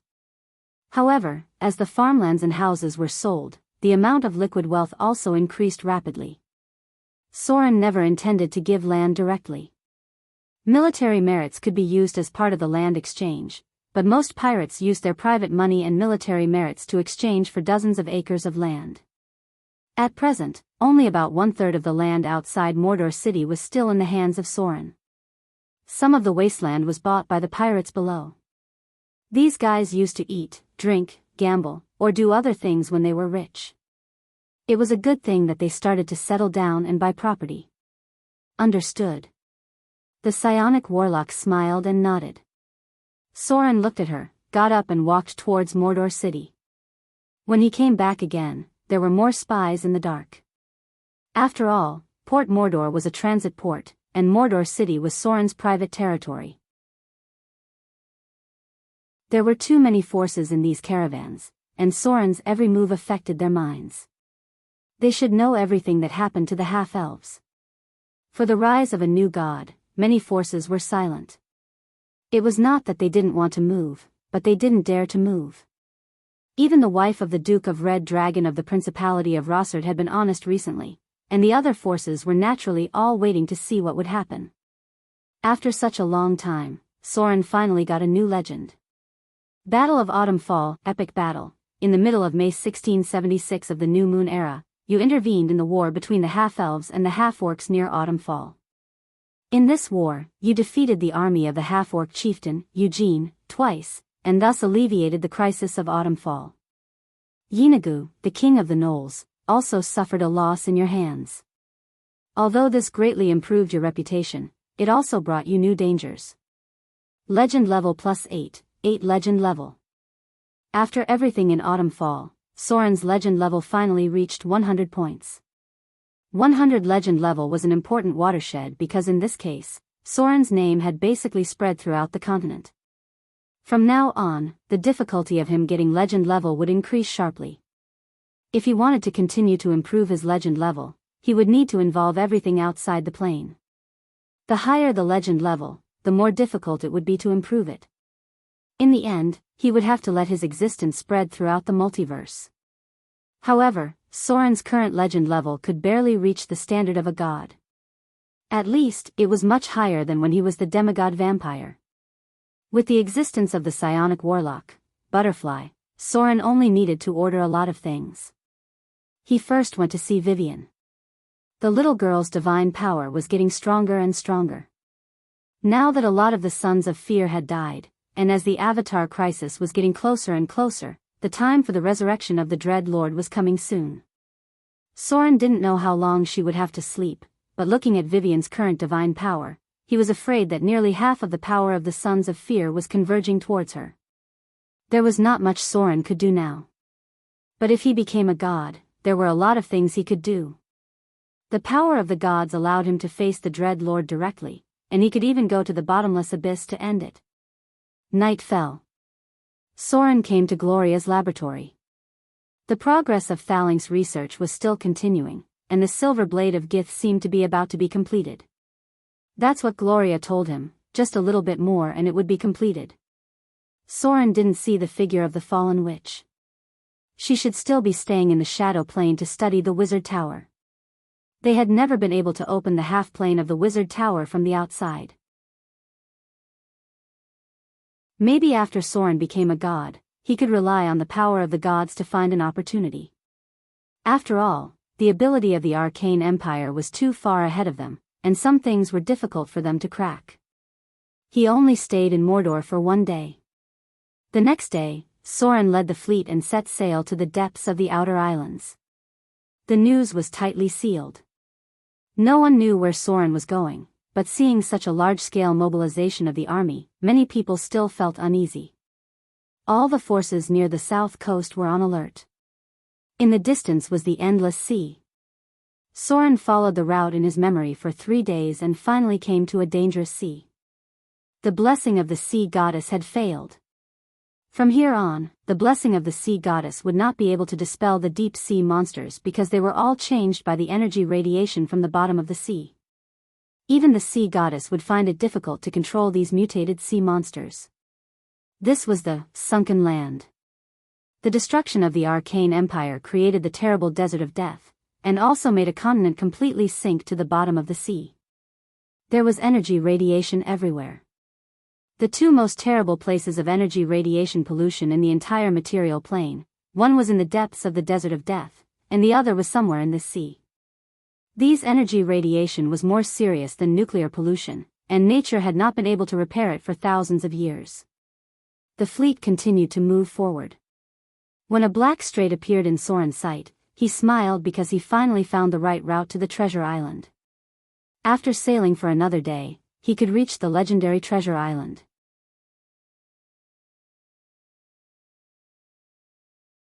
Chapter 490. Bottomless Abyss, 422nd floor. In a barren desert, there were a large number of gnolls and many slaves who had fallen into the abyss. This place was originally called the Ruins of Azar, which used to be the territory of a powerful fallen angel. Unfortunately, he had fallen in the hands of a god slayer. Now the owner of this place was Yeenagu, the king of gnolls, who was the absolute ruler of the 422nd floor of the abyss. In this very vast abyss, the king of gnolls ruled a large number of gnoll servants and ghoul slaves. He enslaved these people to build a huge steel fortress for himself. From the desert to the east, one could see a huge body exposed on the surface of the earth. It was the body of a very ancient demon, the storm lord Obilus, Barchid. The rise of the Tana-Re demons had killed this ancient demon and extracted its huge vitality from its withered body. Now, tens of millions of years had passed, and the pain of death of this ancient demon had continued. As an ancient demon born from the source of chaos, it had not really died yet. It was like a beached giant whale, and part of its body stayed in this plane. Although he could no longer speak, Barchid still retained a fragment of his vast consciousness.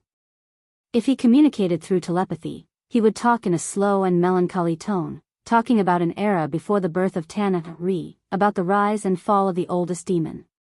And a trusted frequent visitor might even hear Barchid say that demons didn't originate from the bottomless abyss, but instead migrated from some other place, after abandoning some evil creator race that had already disappeared in the long river of history.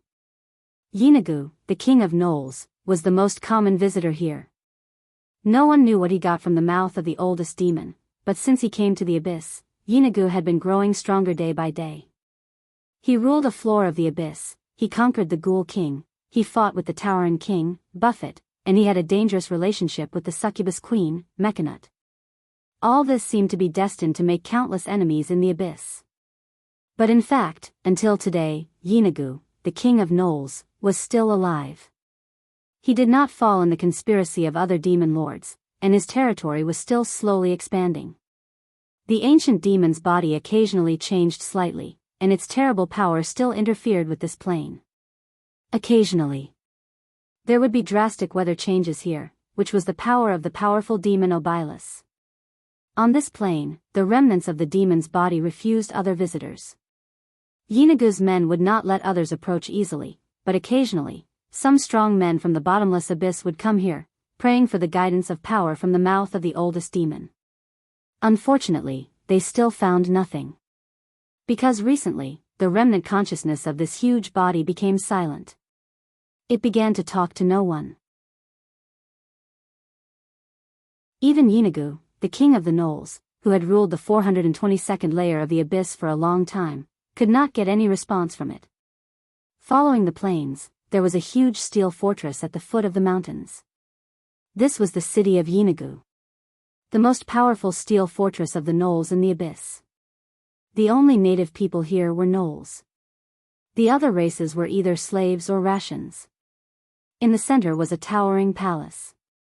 Yeenagu spent less than half of the year here. Most of the time, he was patrolling his territory. This was a demon lord who cared about his territory very much. He was familiar with every piece of his territory.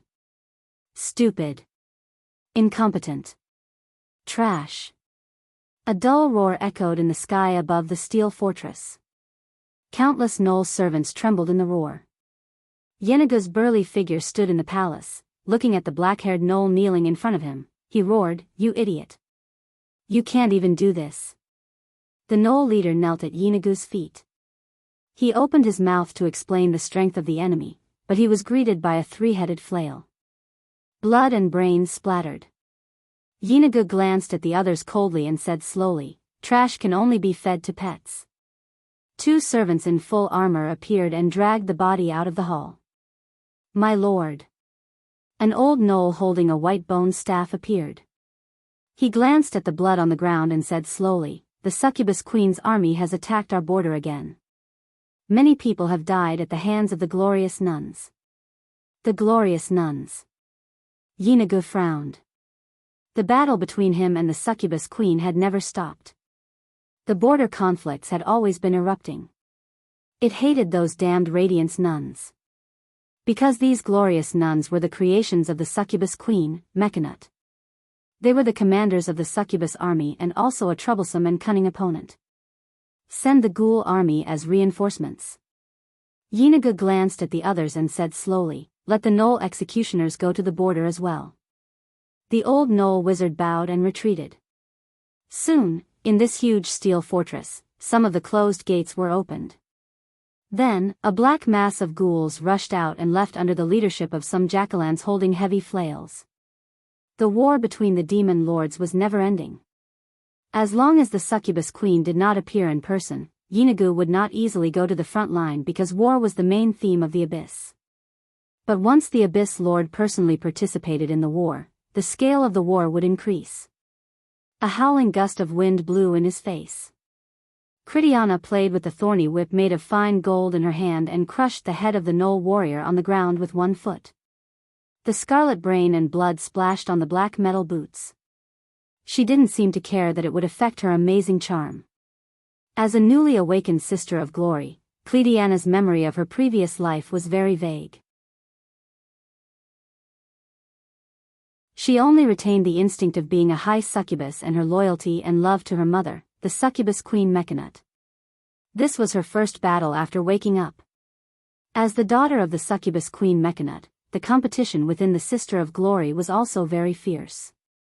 What Critiana wanted to do most now was to find a way to hit Yeenagu, the Knoll king, and please her mother, the succubus queen, and strive for a status far higher than other sisters.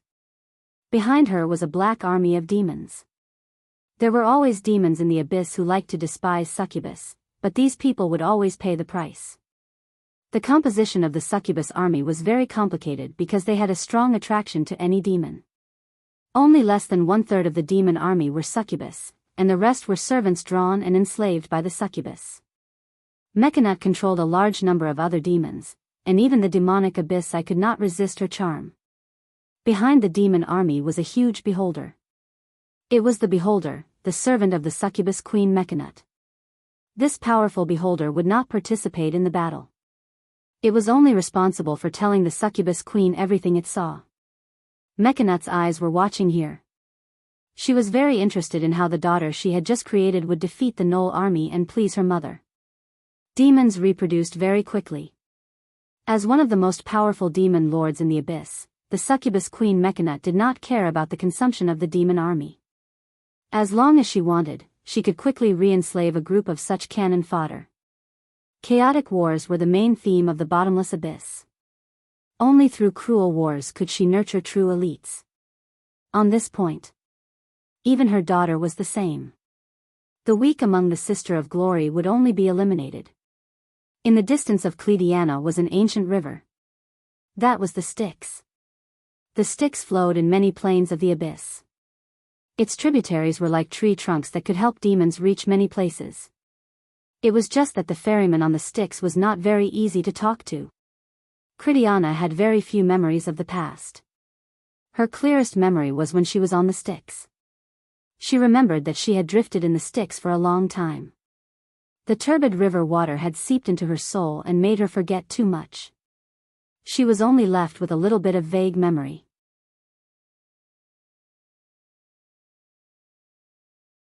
Chapter 491. It was said that the memory before death was the clearest. Unfortunately, Critiana only remembered a vague shadow now.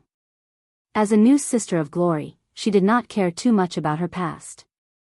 Now succubus's natural desire for control made her want to gain more power. Pleasing her mother, the queen of succubus, Mechanut was her most important thing, because if she could not prove her value, she would become her mother's plaything. The queen of succubus had always been open to men and women. She had a morbid pursuit of beautiful things. Prove yourself and you can get power, status, and freedom, because Mechanut also regarded succubus as her own child. She loved succubus more than any demon and allowed them to be occasionally capricious and naughty. There was a passage that said, "The succubus queen Mechanut's favorite servant is naturally succubus." Since becoming the queen of succubus, Mechanut has had a special favor for succubus. Even if some succubus often disobey her wishes, this favor has not changed. For Mechanut's strange logical thinking, these capricious succubus are just born from their nature. Only some particularly rare succubus, such as the out-of-favor lady living in Sigil City, are really out of the love of the succubus queen. If there is anything in the multiverse that can make Mechanut really sad, then there is no doubt that it is these lost children. It was interesting to say. Many of those demon lords who were terrifying, evil, and chaotic in the eyes of mortals were great and noble existences in their own races. For example, Yeenagu, the king of gnolls, struggled all his life for the rise of the gnolls and successfully built a kingdom belonging to the gnolls in the bottomless abyss, getting rid of thousands of years of slavery. Another example was Mechanut, the queen of succubus. Now the status of succubus in the bottomless abyss had changed from a kind of sex slave to a powerful ruling class, which was entirely supported by her alone. Her love for succubus could be said to be no less than the pity of other gods for their believers. Without the rise of Mechanut, the succubus queen, there would be no succubus in the bottomless abyss today. Critiana's reverie was interrupted by a slight noise. The corners of her mouth curled into a contemptuous smile. Her bewitching face was filled with a seductive expression. Her figure disappeared from the spot in an instant. Then, she brandished the thorny whip with metal barbs in her hand. "Paw!" Accompanied by a blood-curdling scream, a gnoll lurker was pulled out from the shadows. Soul gaze. The beauty of coquettish beauty.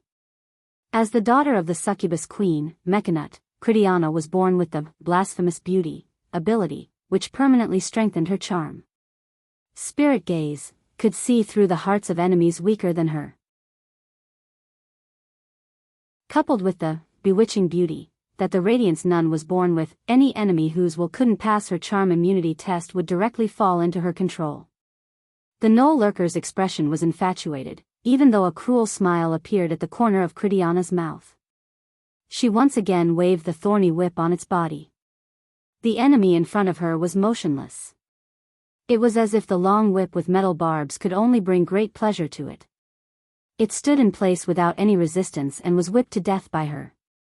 When the strength reached the level of the Radiance Nun, her charm ability could directly deceive the senses of the target. Pain turned into pleasure. Knowing that at the moment of death, all the accumulated pain would erupt in an instant. Then, the gnoll scout who died under her whip finally showed a horrifying expression on his face. "How dare you send such a waste?" Critiana gently shook the long whip, and it turned into a belt wrapped around her slender waist. As the advanced form of the high-level succubus, demon assimilation, the glorious nun was born with the combat power of the legendary level. In addition to the various abilities of the succubus, the Radiance Nun was born as a priest with a profession level of 9 or above. No one knew where their magic came from. Maybe it was from the succubus queen, or maybe it was from the power of the bottomless abyss. The powerful Radiance Nun could even fight against the demon lord. Because the succubus lord of the bottomless abyss, Red Shroud, was the daughter of the succubus queen, Mechanut. In terms of potential, the Radiance Nun was not much worse than the higher demons. The demon lord liked pure souls. Because pure souls could allow them to directly extract power to create powerful demons. This kind of demon might be born with legendary strength. Whether it was the starting point or the growth rate, it was far higher than other demons. "Come on." Critiana stood on the bloody ground. Under her feet was a pile of bones. Her metal-forged boots were still stained with minced meat. Her seemingly exposed metal armor did not weaken her defensive ability at all. She looked at the knoll plains in the distance and murmured, "Let this be the first battle of my rise. I want to prove to my mother that I am no worse than the other sisters. Cristiana. I will become a powerful demon lord." The black strait was dead silent. Soren waved his hand to signal the fleet to stop here, and then issued a summon. A huge shadow gradually emerged from the bottom of the sea, and the huge body of the mutant killer whale gradually approached from a distance. Soren did not bring others this time because at this stage of the impending ascension, it was very likely that others would test his lair. Therefore, he must let Gloria and the others stay in the base camp. Now that Soren was half a step away from becoming a god, even if he faced a false god, his chances of winning were quite high. This time, he alone was enough to go to the treasure island. "You all stay here." Soren slowly pulled out his curved sword, icing death, and then jumped and landed on the huge body of the mutant killer whale. He stood on the head of the mutant killer whale and gently stroked the pet's back. Then he dived into the sea with the mutant killer whale. Deep sea lurker, mutant sea monster, huge body, grade 5. Challenge rating 18, monster level 24, has spell-like abilities. Highest and lowest attributes 35, lowest attributes 15, total attribute value 100 to 120 points. Special abilities, tentacle entanglement, multi-attack, huge body, mutant sea monster, limb regeneration, devour. Challenge difficulty, A+. Although there was no specific information about the giant octopus monster, Soren still remembered its general abilities. The multi-attack of the tentacles, the ability to regenerate itself, the terrible vitality brought by the huge body, and some kind of ability to devour other species to further mutate and strengthen. To deal with such a monster, no matter how many people below the legendary level came, they would all die. The sea shook. The mutant killer whale was also a sea monster, and its aura quickly alarmed the behemoth in the depths of the strait. The territorial conflict of this kind of sea monster was very fierce. The monster lurking here did not hesitate to show up and was ready to teach the enemy who dared to break into its territory a lesson. Shadow hide. Soren's figure disappeared into the sea. The mutant killer whale made a dull roar and rushed directly to the huge tentacles stretched out in the darkness. The sea was violently churning. The confrontation between the two sea monsters set off huge waves on the sea. Fortunately, the fleet was not close to here, or they would all be overturned. Shadow leap. Soren quickly sneaked deeper into the sea. The huge body of the mutant killer whale completely covered his trace. The giant octopus monster only thought about how to defeat the other sea monster in front of it. Soon, a huge mass of meat appeared in Soren's sight. The surrounding sea became turbid, and he could vaguely see the terrible teeth. The amazing mouth was enough to swallow a big ship. Although the monster in front of him was a little smaller than the son of Dagon that Soren had seen, it was not too far away. Soren was looking for a fatal weakness. The mutant killer whale was entangled by a huge tentacle. Although it was much stronger now, it still could not gain the upper hand against such a huge sea monster. Here it is. Soren's figure suddenly jumped out, and then appeared above the head of the giant octopus monster. Greater haste. In an instant, countless cold sword lights appeared, and Soren's figure was like a sharp sword piercing directly into the huge head of the octopus monster. Then his whole body broke through the muscles and bones all the way into the enemy's skull. Plop. The huge tentacles fell weakly, and Soren jumped out of the head of the giant octopus. He looked coldly at the sea monster in front of him and ordered the mutant killer whale next to him, "Eat it up. Don't leave anything behind." Flesh and blood splattered. The mutant killer whale opened its bloody mouth and devoured wildly. This giant octopus monster was 10 times bigger than it. It estimated that it would take a long time to eat it up. Soren's figure flew toward the sea. As an existence that was about to become a god, it was not difficult for him to deal with such a mortal creature. Perhaps many mortals thought that the gods were just so. A powerful legendary wizard could challenge the gods and even be on par with the weak gods. But in fact, this was just the delusion of mortals. Most of the time, they couldn't even defeat the incarnation of the gods, let alone the true body of the gods. The only most successful deicide was the most powerful arcanist of the thorium age, Khasis. Although he killed the first-generation goddess of magic with the help of a spell, he self-destructed because he couldn't bear the huge power. The glorious thorium age of arcana ended because of this. The second generation of the goddess of magic was resurrected in her daughter's body. Just to kill a god with great divine power, she lost the most powerful and talented arcanist in history, as well as a glorious arcane civilization that also had a floating city. This kind of price was really too heavy. Soren's crushing of mortals was taking shape. When the divine power was further gathered, there would be fewer and fewer mortals that could threaten him, even legendary wizards. The endless river of time. Civilizations rose and fell over and over again. Countless legendary masters rose and fell. The glorious arcane civilization only had some liches left, but the gods were still high above. Soren didn't know what happened in history, but he knew that only the gods were qualified to participate in the next competition. The most chaotic era in the history of the multiverse. It was also the era full of opportunities in history. And when the unprecedented chaos ended, the era of order would also come. At that time, it would be difficult to have the opportunity to kill the gods. Soren's figure returned to the warship. He glanced at the bloody sea in front of him.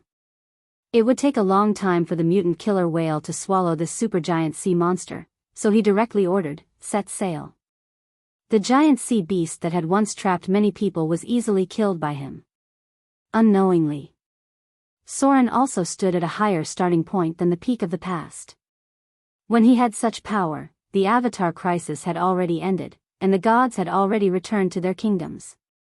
He had many powerful abilities, but he lost the opportunity because at that time, the success rate of mortals challenging the weak gods was infinitely close to zero.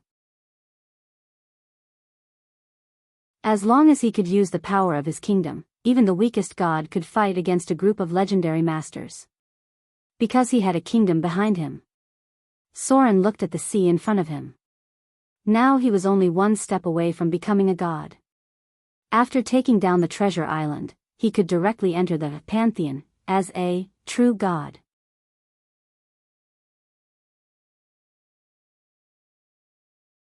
Chapter 492. Waves were brewing under the calm sea. Starting from the Black Canyon to the treasure island, the danger level of the sea increased exponentially. Even the other sea creatures wouldn't easily set foot in this place. With Soren's current ability, he could easily feel the energy waves from the bottom of the sea. It was a radiation that covered a large area. There might be a whirlpool in this area, but he wasn't sure how it was formed.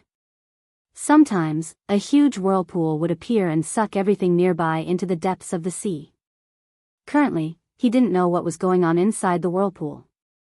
Even the gods wouldn't easily set foot in it. He could only guess that it was related to the ruins at the bottom of the sea. There was an underwater volcano near the treasure island. Although this island had a lot of wealth, the geographical environment was much worse than Modo. Perhaps only the natives could live here happily. The volcano didn't show any signs of eruption yet, and it wasn't clear if it would erupt in the future. However, some adventurers had done research and determined that this was probably an active volcano that would erupt once every 100 years or so. Soren led the fleet along the route in his memory for a day. Soon, a huge island appeared in his line of sight. There was a lush primeval forest on it. This island was more than 10 times larger than Modo. It was about 2/3 the size of Taiwan Island. Large islands like this were scattered around this area. Many of them were left behind from the time when the land sank. The largest island nearby was about 200,000 square kilometers in area. Stop. Soren stared at the island in front of him. A cold light appeared in his eyes. He was a predator on this trip to the treasure island. He had to adjust his attitude so that it wouldn't affect his judgment. Because the island was very large, Soren could only choose a place to land. There was no natural harbor here. In the past, the adventurers had built a harbor, so it wasn't convenient for the fleet to land directly. Roar. The low roar of a beast could be heard. The forest far away from the treasure island was crooked.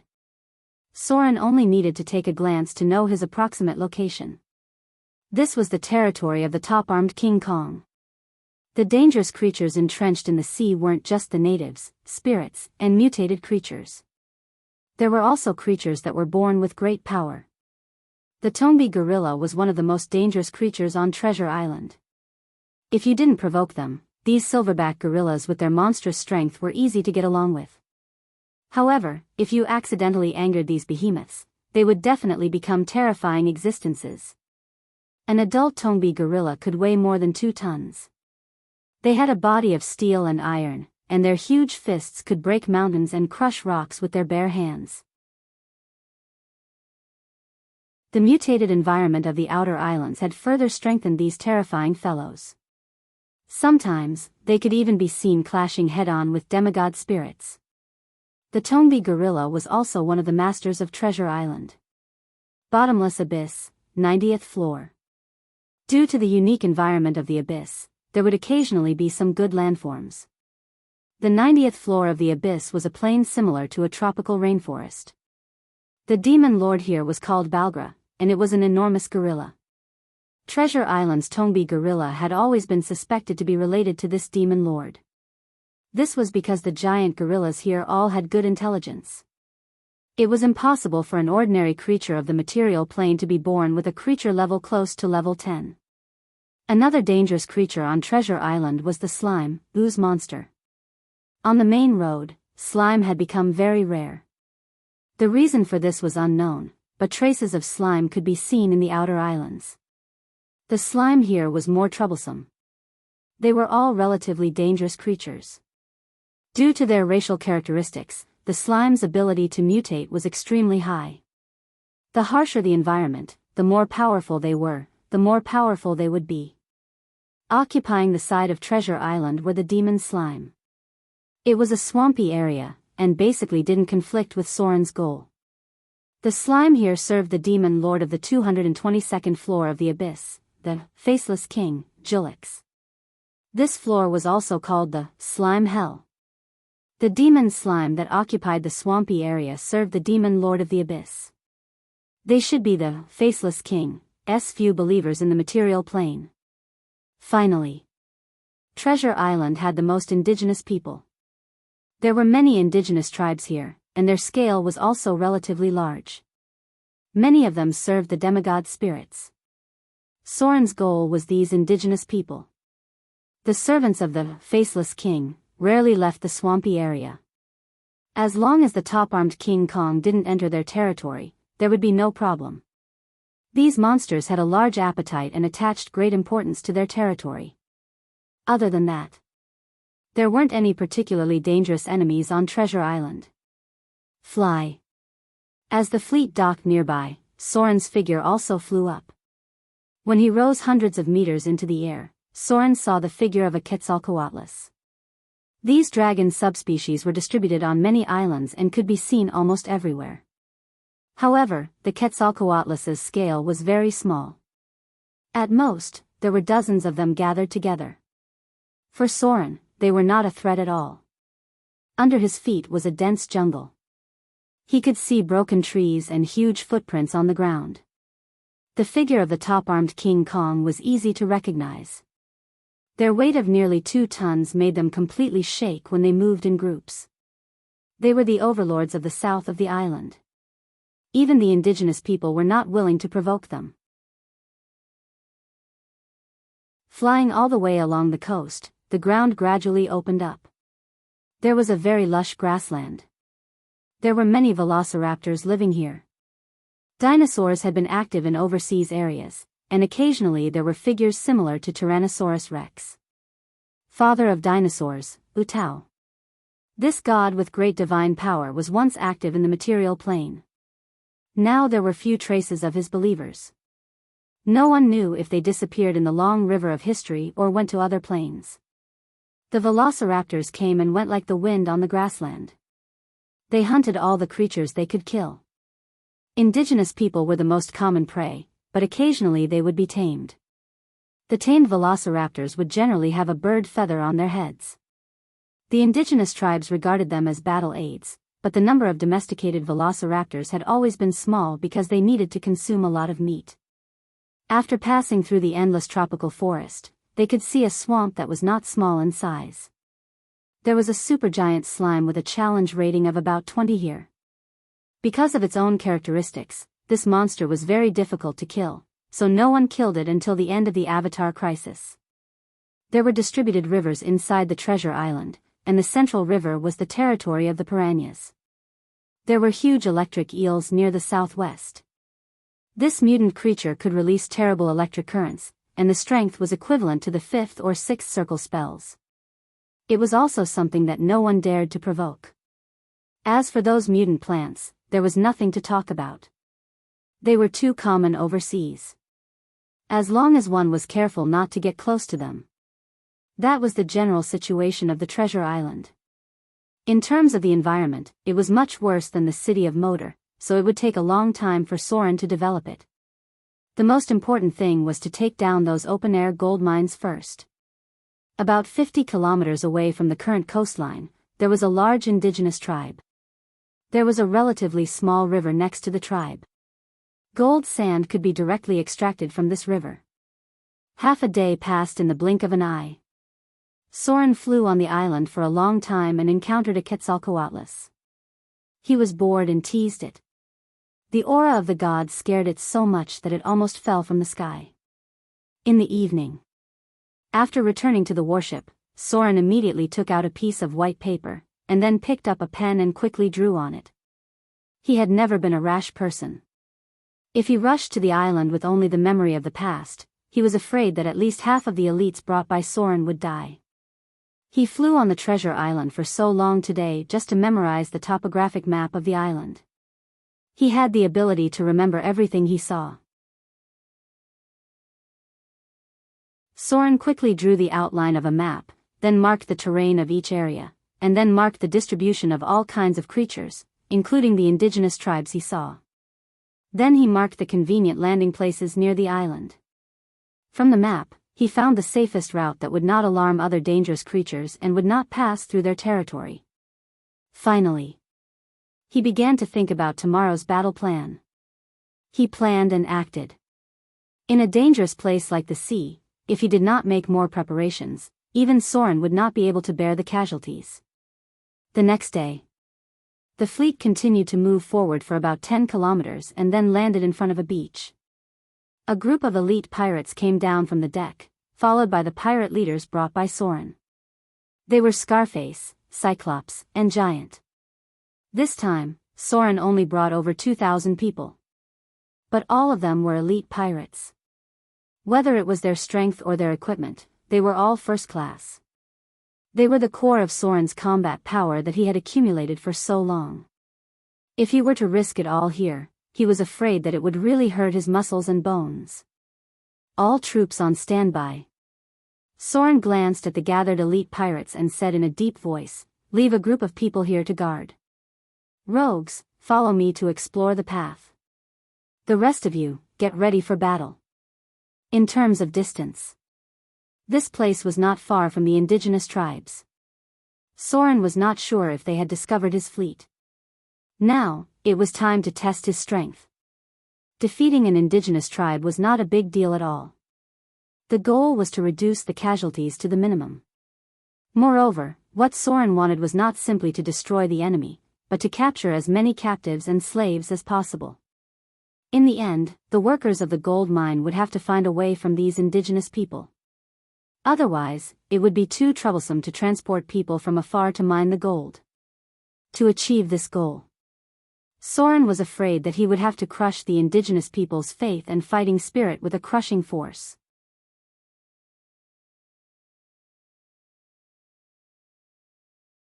Chapter 493. Under the Shadows. Figures entered the shadows, and these slender rogues quickly disappeared in front of people. More than half of the rogues brought by Soren were half-elves. The Church of the Original, God of half-elves and rogues, naturally had more than just a few priests left. In fact, there was a special department inside the church, which had a large number of middle-grade and high-grade rogues. Unfortunately, there were very few rogues who could cross the threshold of the legendary realm. It was more difficult for them to enter the realm of legends than warriors. So even if the church served the rogue clergy, the highest professional level rogue was only a level 18 rogue. This was mainly because the original god of half-elves and rogues was too weak. It was difficult for a god with weak divine power to give much power, and he had been severely injured by the Shadow Lord. Many rogues even became priests of 1 or 2 levels. No one knew if he had a brain cramp to make the church make such a decision. With the limitations of this era, many gods' vision was not so high. No enemies. Unknown creatures found. Everyone be careful. Ah. Get ready to fight. Get ready to fight. It's a mutant plant. Be careful of those vines. Figures spread out and carefully detected the nearby terrain, but soon there were screams, and Soren disappeared in an instant. Clang! A cold light flashed, and Soren's figure was like a gust of wind. In the blink of an eye, a strange mutant vine was cut into pieces. My lord! The half-elven rogue who was injured by the entanglement fell to the ground and knelt on one knee in front of Soren.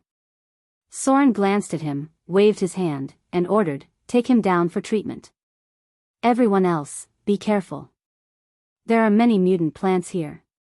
The elite pirates also began to move. There was basically no road in the dense jungle here. They could only clear one by themselves. Behind the team were some longbow archers.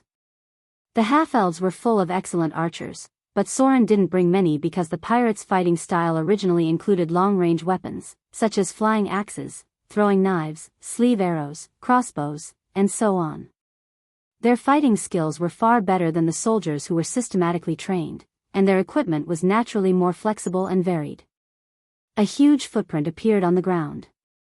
Many parts of the island were occupied. Soren saw that the footprints had 3 legs, which looked like they were left behind by some kind of dinosaur, but they could also belong to other creatures. The group didn't stop and soon passed through this place. At the other side, about 10 kilometers away from Soren, a group of indigenous people wearing simple clothes with oil paint were hunting. Stop! Suddenly, the leader of the indigenous warriors with an old and gloomy face waved his hand to signal the others to stop. Then he jumped onto the tree trunk and said in a deep voice, "There's a situation over there." They didn't necessarily need to see the enemy to discover them. The indigenous people were very familiar with the geographical environment here. The old warrior looked at the frightened birds in the distant jungle as if he felt the approaching danger. He slowly said, "You guys go back. There might be some ferocious beasts migrating over there. The rest of you, follow me to take a look." The size of 2,000 people was not small. Although Soren was very careful to hide it from the indigenous people, he couldn't hide it from the birds and beasts that came from inside. The team's advance startled many birds, and the beasts fled as far as they could when they saw them. Such a thing was enough to arouse the vigilance of the indigenous people who were quite familiar with the environment. However, the leader of this group of warriors seemed to think that some ferocious beasts were approaching because the island had not had visitors from the outside for too long. In the shadows, figures were moving forward slowly. Suddenly, they seemed to have found something and fled into a hidden corner. Some short and stooped figures with oil paint appeared. They were holding iron spears and approaching bit by bit. A cold light appeared in the darkness. In an instant, 7 or 8 figures of rogues rushed out of the shadows, followed by the cold light of the cold weapons. More than half of the indigenous warriors fell to the ground in an instant. And %%, yen #*, and yen%, yen, the leader of the old warriors made a strange sound, but unfortunately, no one present could understand it. The rogues did not stop attacking. In an instant, they formed a pincer attack from the left and right, and then they saw the body of the leader of the warriors slowly fall to the ground. Target eliminated. There are no enemies nearby. The smell of blood made the surroundings dead silent. The beast's sense of smell was very strong, and many of them fled the woods. Looks like a small leader. Soren glanced at the feathers on the indigenous people and said slowly, "Keep moving forward. Don't be too scattered." This time, all the people brought out were advanced professions. The physical strength of professions was far beyond that of ordinary people. They could support this long-distance raid. Soren did not have time to waste here. He was ready to go straight to the root of the problem around this evening. On the east side of the river was a village. There was cultivated land nearby, and there were dug irrigation ditches. From the perspective of civilization, the indigenous people here were much more advanced than the indigenous people of the island of Moder. The former looked like a primitive society, but there were some outlines of a slave society here. The village was surrounded by towering wooden walls, nearly 1 or 2 meters thick, which seemed to be to guard against some monsters with terrible power. There were arrow towers on all sides of the wooden walls, and there were warriors on guard. A large number of slaves were working. If it were not for many places that were too rough and simple, perhaps there would be a large town here.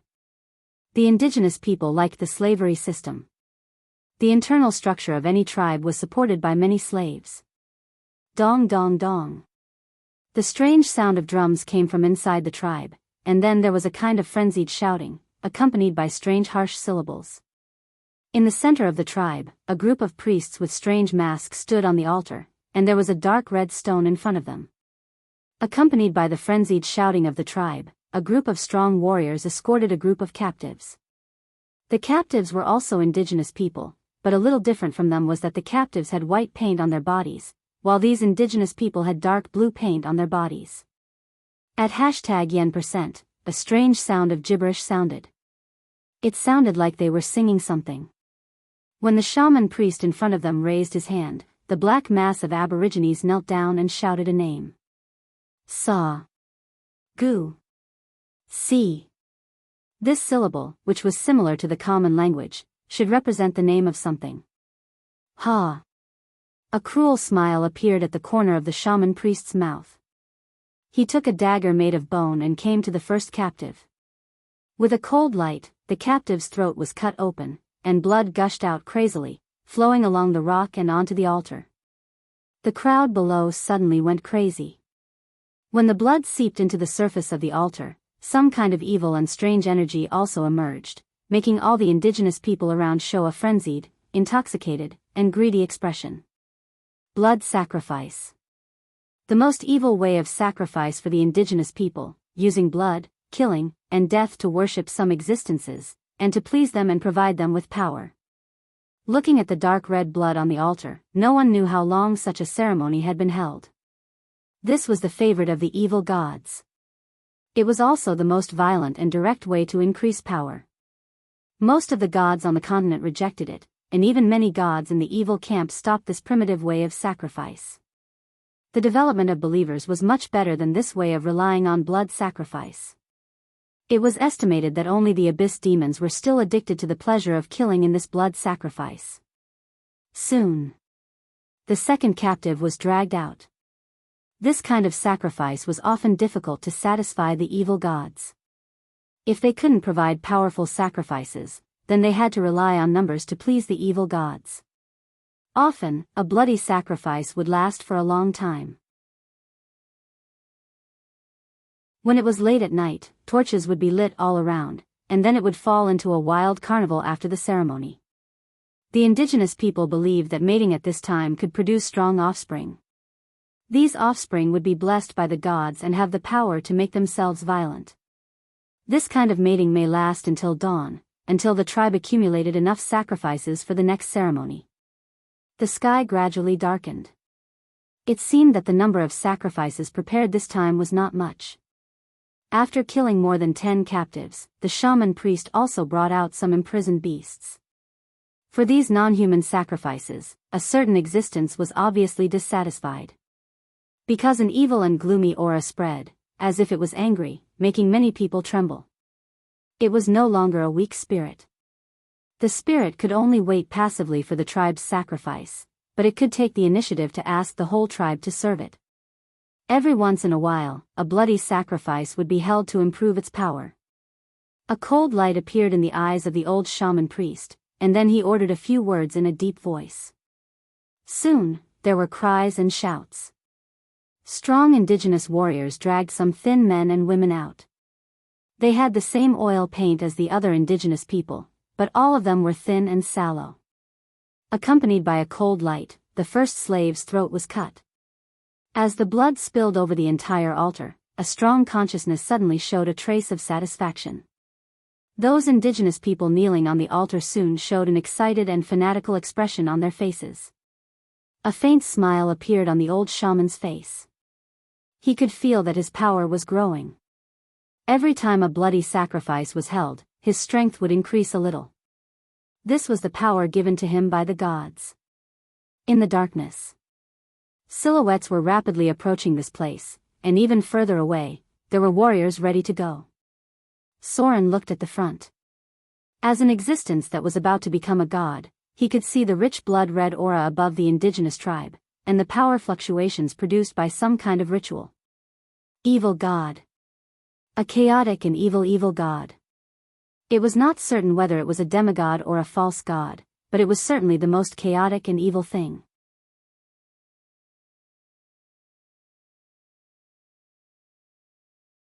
Chapter 494. The Principality of Rossard, King's City. As the night approached, everything in the palace became silent. Since the Duke of Red Dragon's wife took control of the place, many of the original nobles were stripped of their positions and returned to their hometown to farm. Now, the entire power in the principality was controlled by her confidants. Although there were many people who were secretly dissatisfied with her, due to her powerful strength, no one dared to stand up against her openly. Especially in the period before the Avatar crisis, even the church was not willing to interfere too much with the secular world. After all, the Duke of Red Dragon's wife did not do anything to make the world angry. On the contrary. Under her rule, the power of the Principality of Rossard rose sharply and suppressed the other nearby kingdoms. The Duke of Red Dragon's wife was very popular in the army. Maybe it was because of her amazing charm, or maybe it was because of her powerful personal strength. Of course. If she had not been seriously injured by Soren, her reputation in the army would have been even higher. Since she came to power, the Duke of Red Dragon's wife had won 3 consecutive victories. Unfortunately, these 3 victories were ended by Soren in the Battle of Raging Sand Island, and the Principality of Rossard's navy was almost completely wiped out. Now, in the quiet side hall, all the palace guards had retreated, and only the Duke of Red Dragon's wife was left in the empty hall. Ha! A strange and frivolous laughter rang out. Then, a hazy figure appeared. In the end, it turned into a charming and seductive woman. In terms of appearance, she was devastatingly beautiful and possessed a charm that was close to that of a high-level succubus. But if you looked carefully, you could see that she was not a succubus, but a demon from the Baator Inferno. A high-pleasure demon. They were the advanced form of the lustful demons, with the blood of the fallen angels, and were the backbone of the Baator Inferno. These pleasure demons were obsessed with luring mortals into depravity, which was equivalent to the simple and crude succubus. The demons paid more attention to the depravity of the soul. They would brew for a long time, and then reap the fruit at the last moment. My dear Kalian. A seductive smile appeared on the pleasure demon's face. Her plump red lips parted slightly as she said, "It seems like we haven't met in a long time. I really do miss your scent." At this point, she stuck out her tongue and licked the corner of her mouth, as if she was silently seducing him.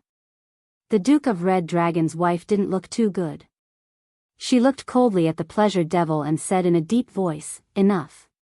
I have provided you with enough souls. Don't even think about taking advantage of me, or don't blame me for being ruthless." Haha. Frivolous laughter rang out as the pleasure demon approached with graceful cat-like steps. She placed her bright red lips next to the Duke of Red Dragon's wife's ear and slowly said, "Don't be so heartless. I still miss the happy times I spent with you. You were very happy at that time too. Isn't that so?" The Duke of Red Dragon's wife's plump chest heaved up and down. Her face was slightly red, but her expression was still cold. She said in a deep voice, "Speak. What exactly do you want?" The pleasure demon playfully stuck out her tongue and suddenly licked the earlobe of the Duke of Red Dragon's wife. Then, she giggled and dodged. She said softly, "Don't be so cold. I heard that you have encountered some trouble recently, so I specially came to help you." The Duke of Red Dragon's wife turned around in confusion. When the pleasure demon licked her earlobe, her body trembled, but she quickly calmed down. She said in a deep voice, "Help me? What do you want?" There was no free lunch in this world. If a demon wanted to give you something, he would naturally take it from you. Yes. The pleasure demon tilted her head and looked at the Duke of Red Dragon's wife with sparkling eyes. As the most seductive demon in the Bator Inferno, her charm couldn't be resisted even by females. She smiled and said, "More outstanding souls. Although you have provided a lot of them, they are all lowly males. The males in your family have already been blinded by lust. Although they have good talent, they are too weak. They are like flowers in a greenhouse. This is a perverted family. Even a demon would be amazed by their depraved lust. Is this how the warlock families in the mortal world play?" The Duke of Red Dragon's wife's face turned ashen. She angrily rebuked, "Enough." Buzz. An invisible wave of air wreaked havoc. A pair of blood-red dragon wings appeared behind her. Aya. The pleasure demon had a surprised and frightened expression. However, she approached with light steps. She didn't seem to be afraid at all. She exhaled and said, "My dear Karina. Don't be so angry. Didn't I help you control this family? You can do whatever you want. Isn't that right? Those guys' bloodlines taste pretty good, right? What a bunch of stupid mortals. They want to rely on the bloodlines of their close relatives to give birth to outstanding descendants, but they don't understand that only the strong can nurture true experts. All right. Don't be angry anymore. I came this time with a gift for you. Maybe you will like it. As for the reward, I think we can wait for a while. But you don't mind talking to me tonight, right?" The pleasure demon stuck out her tongue and licked her lips. A strange smile appeared on her charming face. The Duke of Red Dragon's wife trembled. She turned around and looked at the pleasure demon with an ice-cold gaze. Demons love to play with minds. They would never be as simple and violent as demons. The pleasure demon turned around and walked behind the Duke of Red Dragon's wife. She leaned her full chest against her back and gently rubbed it. Her slender white hand had already reached under the Duke of Red Dragon's wizard robe. Instantly, the Duke of Red Dragon's wife trembled. Her face flushed red, and her eyes seemed to be a little hollow for a moment. The pleasure demon's voice was like a voice from hell. She gently twisted her body and stuck out her tongue to suck on the Duke of Red Dragon's wife's earlobe. She whispered with a strange voice, "Your mouth says no, but your body is very obedient. My dear Karina. Do you still remember the happy time we spent together? Haha. Treasure Island." Soren stared coldly at the indigenous tribe in front of him. Using blood sacrifice to worship the gods was like drinking poison to quench one's thirst. The longer it went, the greater the thirst of the gods. Once a year became once a month. In the end, the entire tribe was dragged into a quagmire. Gods who transformed in this way were basically evil false gods. Their madness was like the abyss demons. Blood completely destroyed their minds. Attack. Under the perception of the gods, at the moment when the sacrifice reached the highest point, Soren ordered in a deep voice, "All the warriors must not be left alive." He needed slaves, not warriors. Warriors were harder to control, so killing them was the simplest and most violent way. Following Soren's order, figures rushed forward, and he himself disappeared into the night. Plop. Dull sounds of people falling to the ground were heard. Soren's figure appeared one after another like a ghost. Every time he appeared, he took the lives of several indigenous warriors. The arrow tower was quickly emptied, and the guards could not resist at all. Creak. The gate was opened by the rogues, and the elite pirates outside quickly rushed in.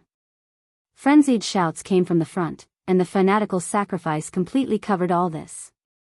This group of indigenous people were all addicted to some kind of emotion. However, the evil god they worshipped seemed to feel something, and a weak wave shrouded here in an instant. The connection between the gods. At the moment when Soren made his move, the other party also noticed his trace. However, as an evil god born from souls, he was more restricted than Soren in many aspects. Shadow leap. Greater haste. Soren's figure rushed at an amazing speed, and in an instant, he activated the Lich Ring +5, and then directly appeared near the altar, stabbing the indigenous shaman who presided over the sacrifice. Poochie. As blood gushed out, the old indigenous shaman's body stiffened. He looked at the blade that pierced through his heart in a daze. At this time, the sound of fighting came from outside, and the indigenous people who were addicted to the sacrifice woke up from a dream.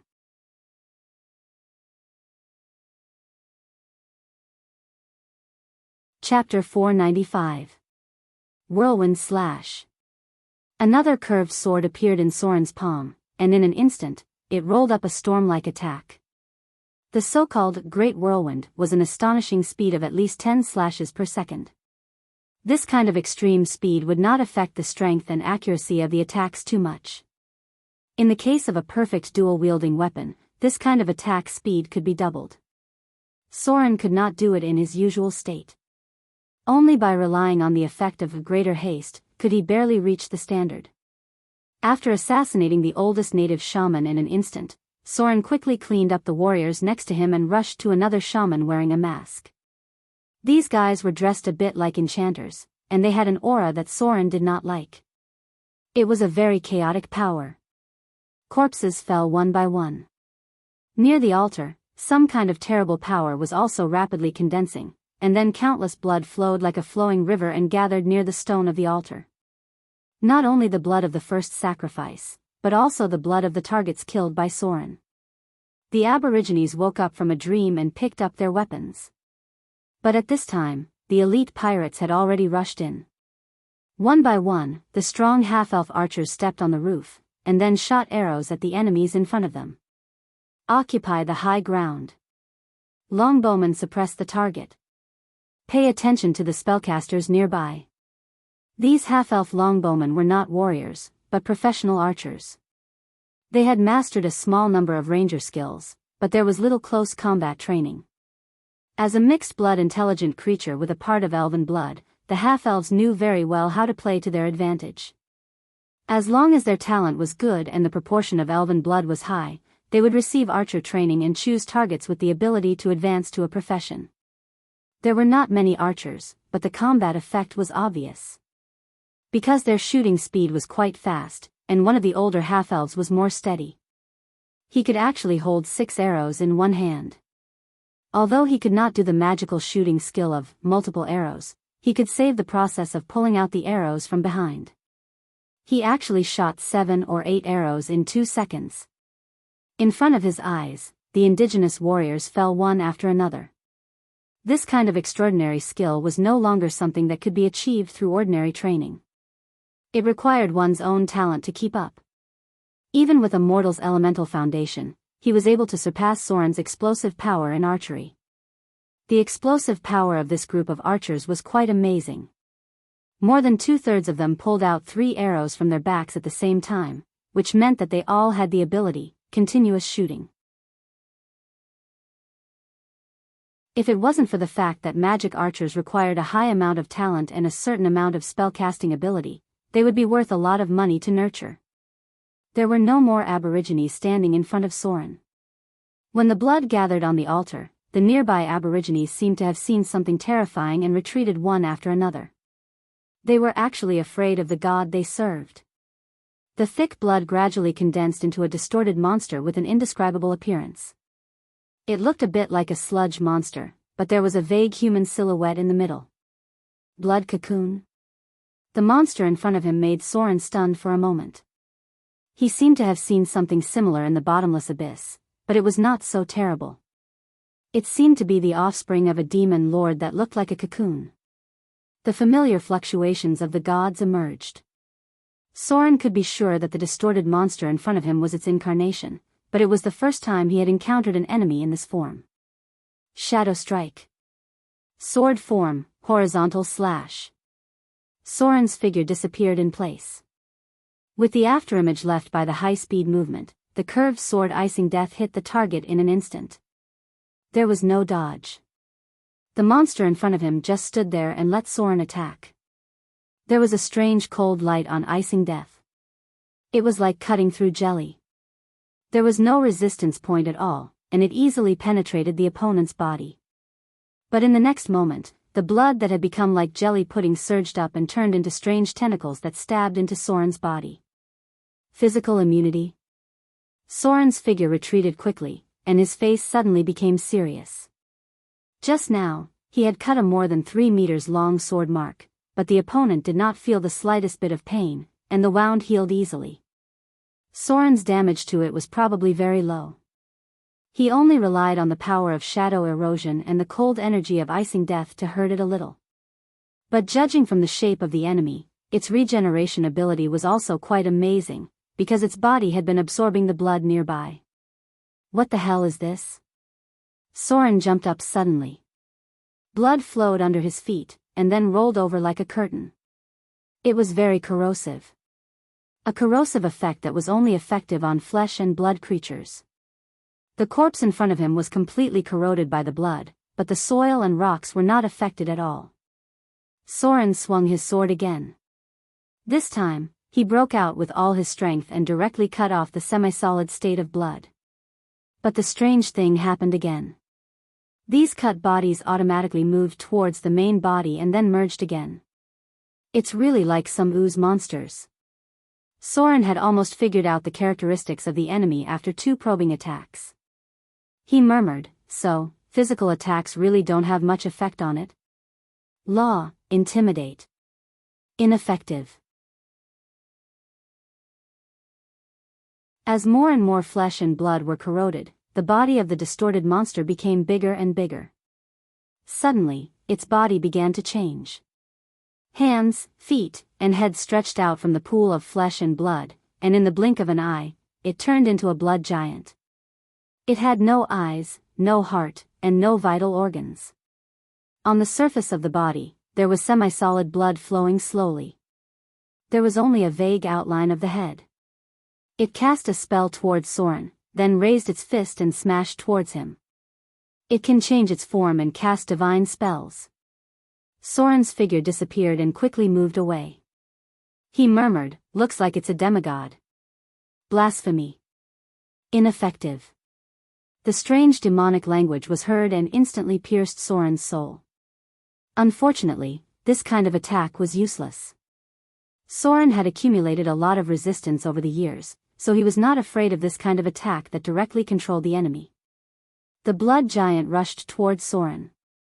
He could feel that the power of the ground was gathering towards it, and its form, which was far more than a spirit, was gradually changing into a form similar to a spirit. Rumble.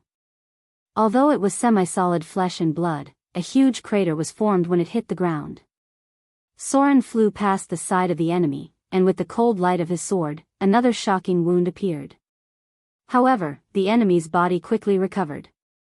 The blood is like a layer of protection. It's basically useless to attack the outside. But I can't touch the blood directly. This thing is quite corrosive. If I get entangled, it'll be hard to get away. In just a short while, the enemy's form changed again. The body of the blood giant was distorted. It was originally in the form of a human, but now it had the appearance of a full-armed King Kong. In an instant, its explosive power was greatly increased, and it rushed towards Soren at an astonishing speed. The form changed. It seemed that the ability it possessed had also changed. This was the ability of the legendary Transfiguration. Its own attributes and characteristics would change with the transformation. In the face of this kind of enemy with high physical resistance, Soren was really a bit difficult to deal with. However, he was not completely helpless. He quickly pulled away, and the curved sword in his hand disappeared, replaced by a ball of flame. Melf's Minute Meteors, enhanced spell. The jumping flame appeared in Soren's palm, and as he moved at an amazing speed, there were strange flame shadows in the air. Rumble. A violent explosion sounded. When Soren raised his palm and threw out the minute meteors, the huge body of the enemy immediately exploded. Flesh and blood splattered. An obvious crater appeared. Soren did not stop at all. One after another, minute meteors whizzed out. In the deafening explosion, the blood giant in front of him was getting smaller and smaller. Its whole body had been blown up by Soren. Melf's Minute Meteors, enhanced spell.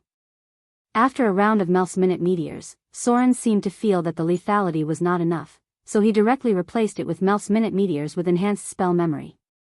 This time, the effect of the explosion was even more amazing. Although Melf's Minute Meteors did not cause much damage directly, its damage penetration ability was quite strong. Otherwise, it would not be called God-slaying spell. Many adventurers relied on it to break the defensive field of the Saint form. Now, Soren could only use it to kill the enemy in front of him bit by bit. Anyway, the opponent was not as fast as him, and various control spells were basically ineffective against Soren. In this case, he could completely kite the enemy and did not have to fight head-on. Rumble. Rumble. Rumble. After a round of Melf's Minute Meteors, the blood giant's body was getting smaller and smaller. Its own regeneration speed could not keep up at all, and the accumulated spell damage had made its injury worse. Melf's Minute Meteors, enhanced spell. The flame of Minute Meteors appeared in Soren's palm again. As a half-baked wizard, the number of spells he had mastered was far less than other people. However, there seemed to be an advantage to this. That was, Soren had enough spell slots to remember more Melf's Minute Meteors. He did not have to reserve life-saving spell slots like other wizards. Soren's rogue ability was enough. All of his spell slots were used to memorize buff and attack spells. After one round, there was another round. Regardless of whether he could kill the enemy in front of him or not, he had to throw out all the Melf's Minute Meteors first.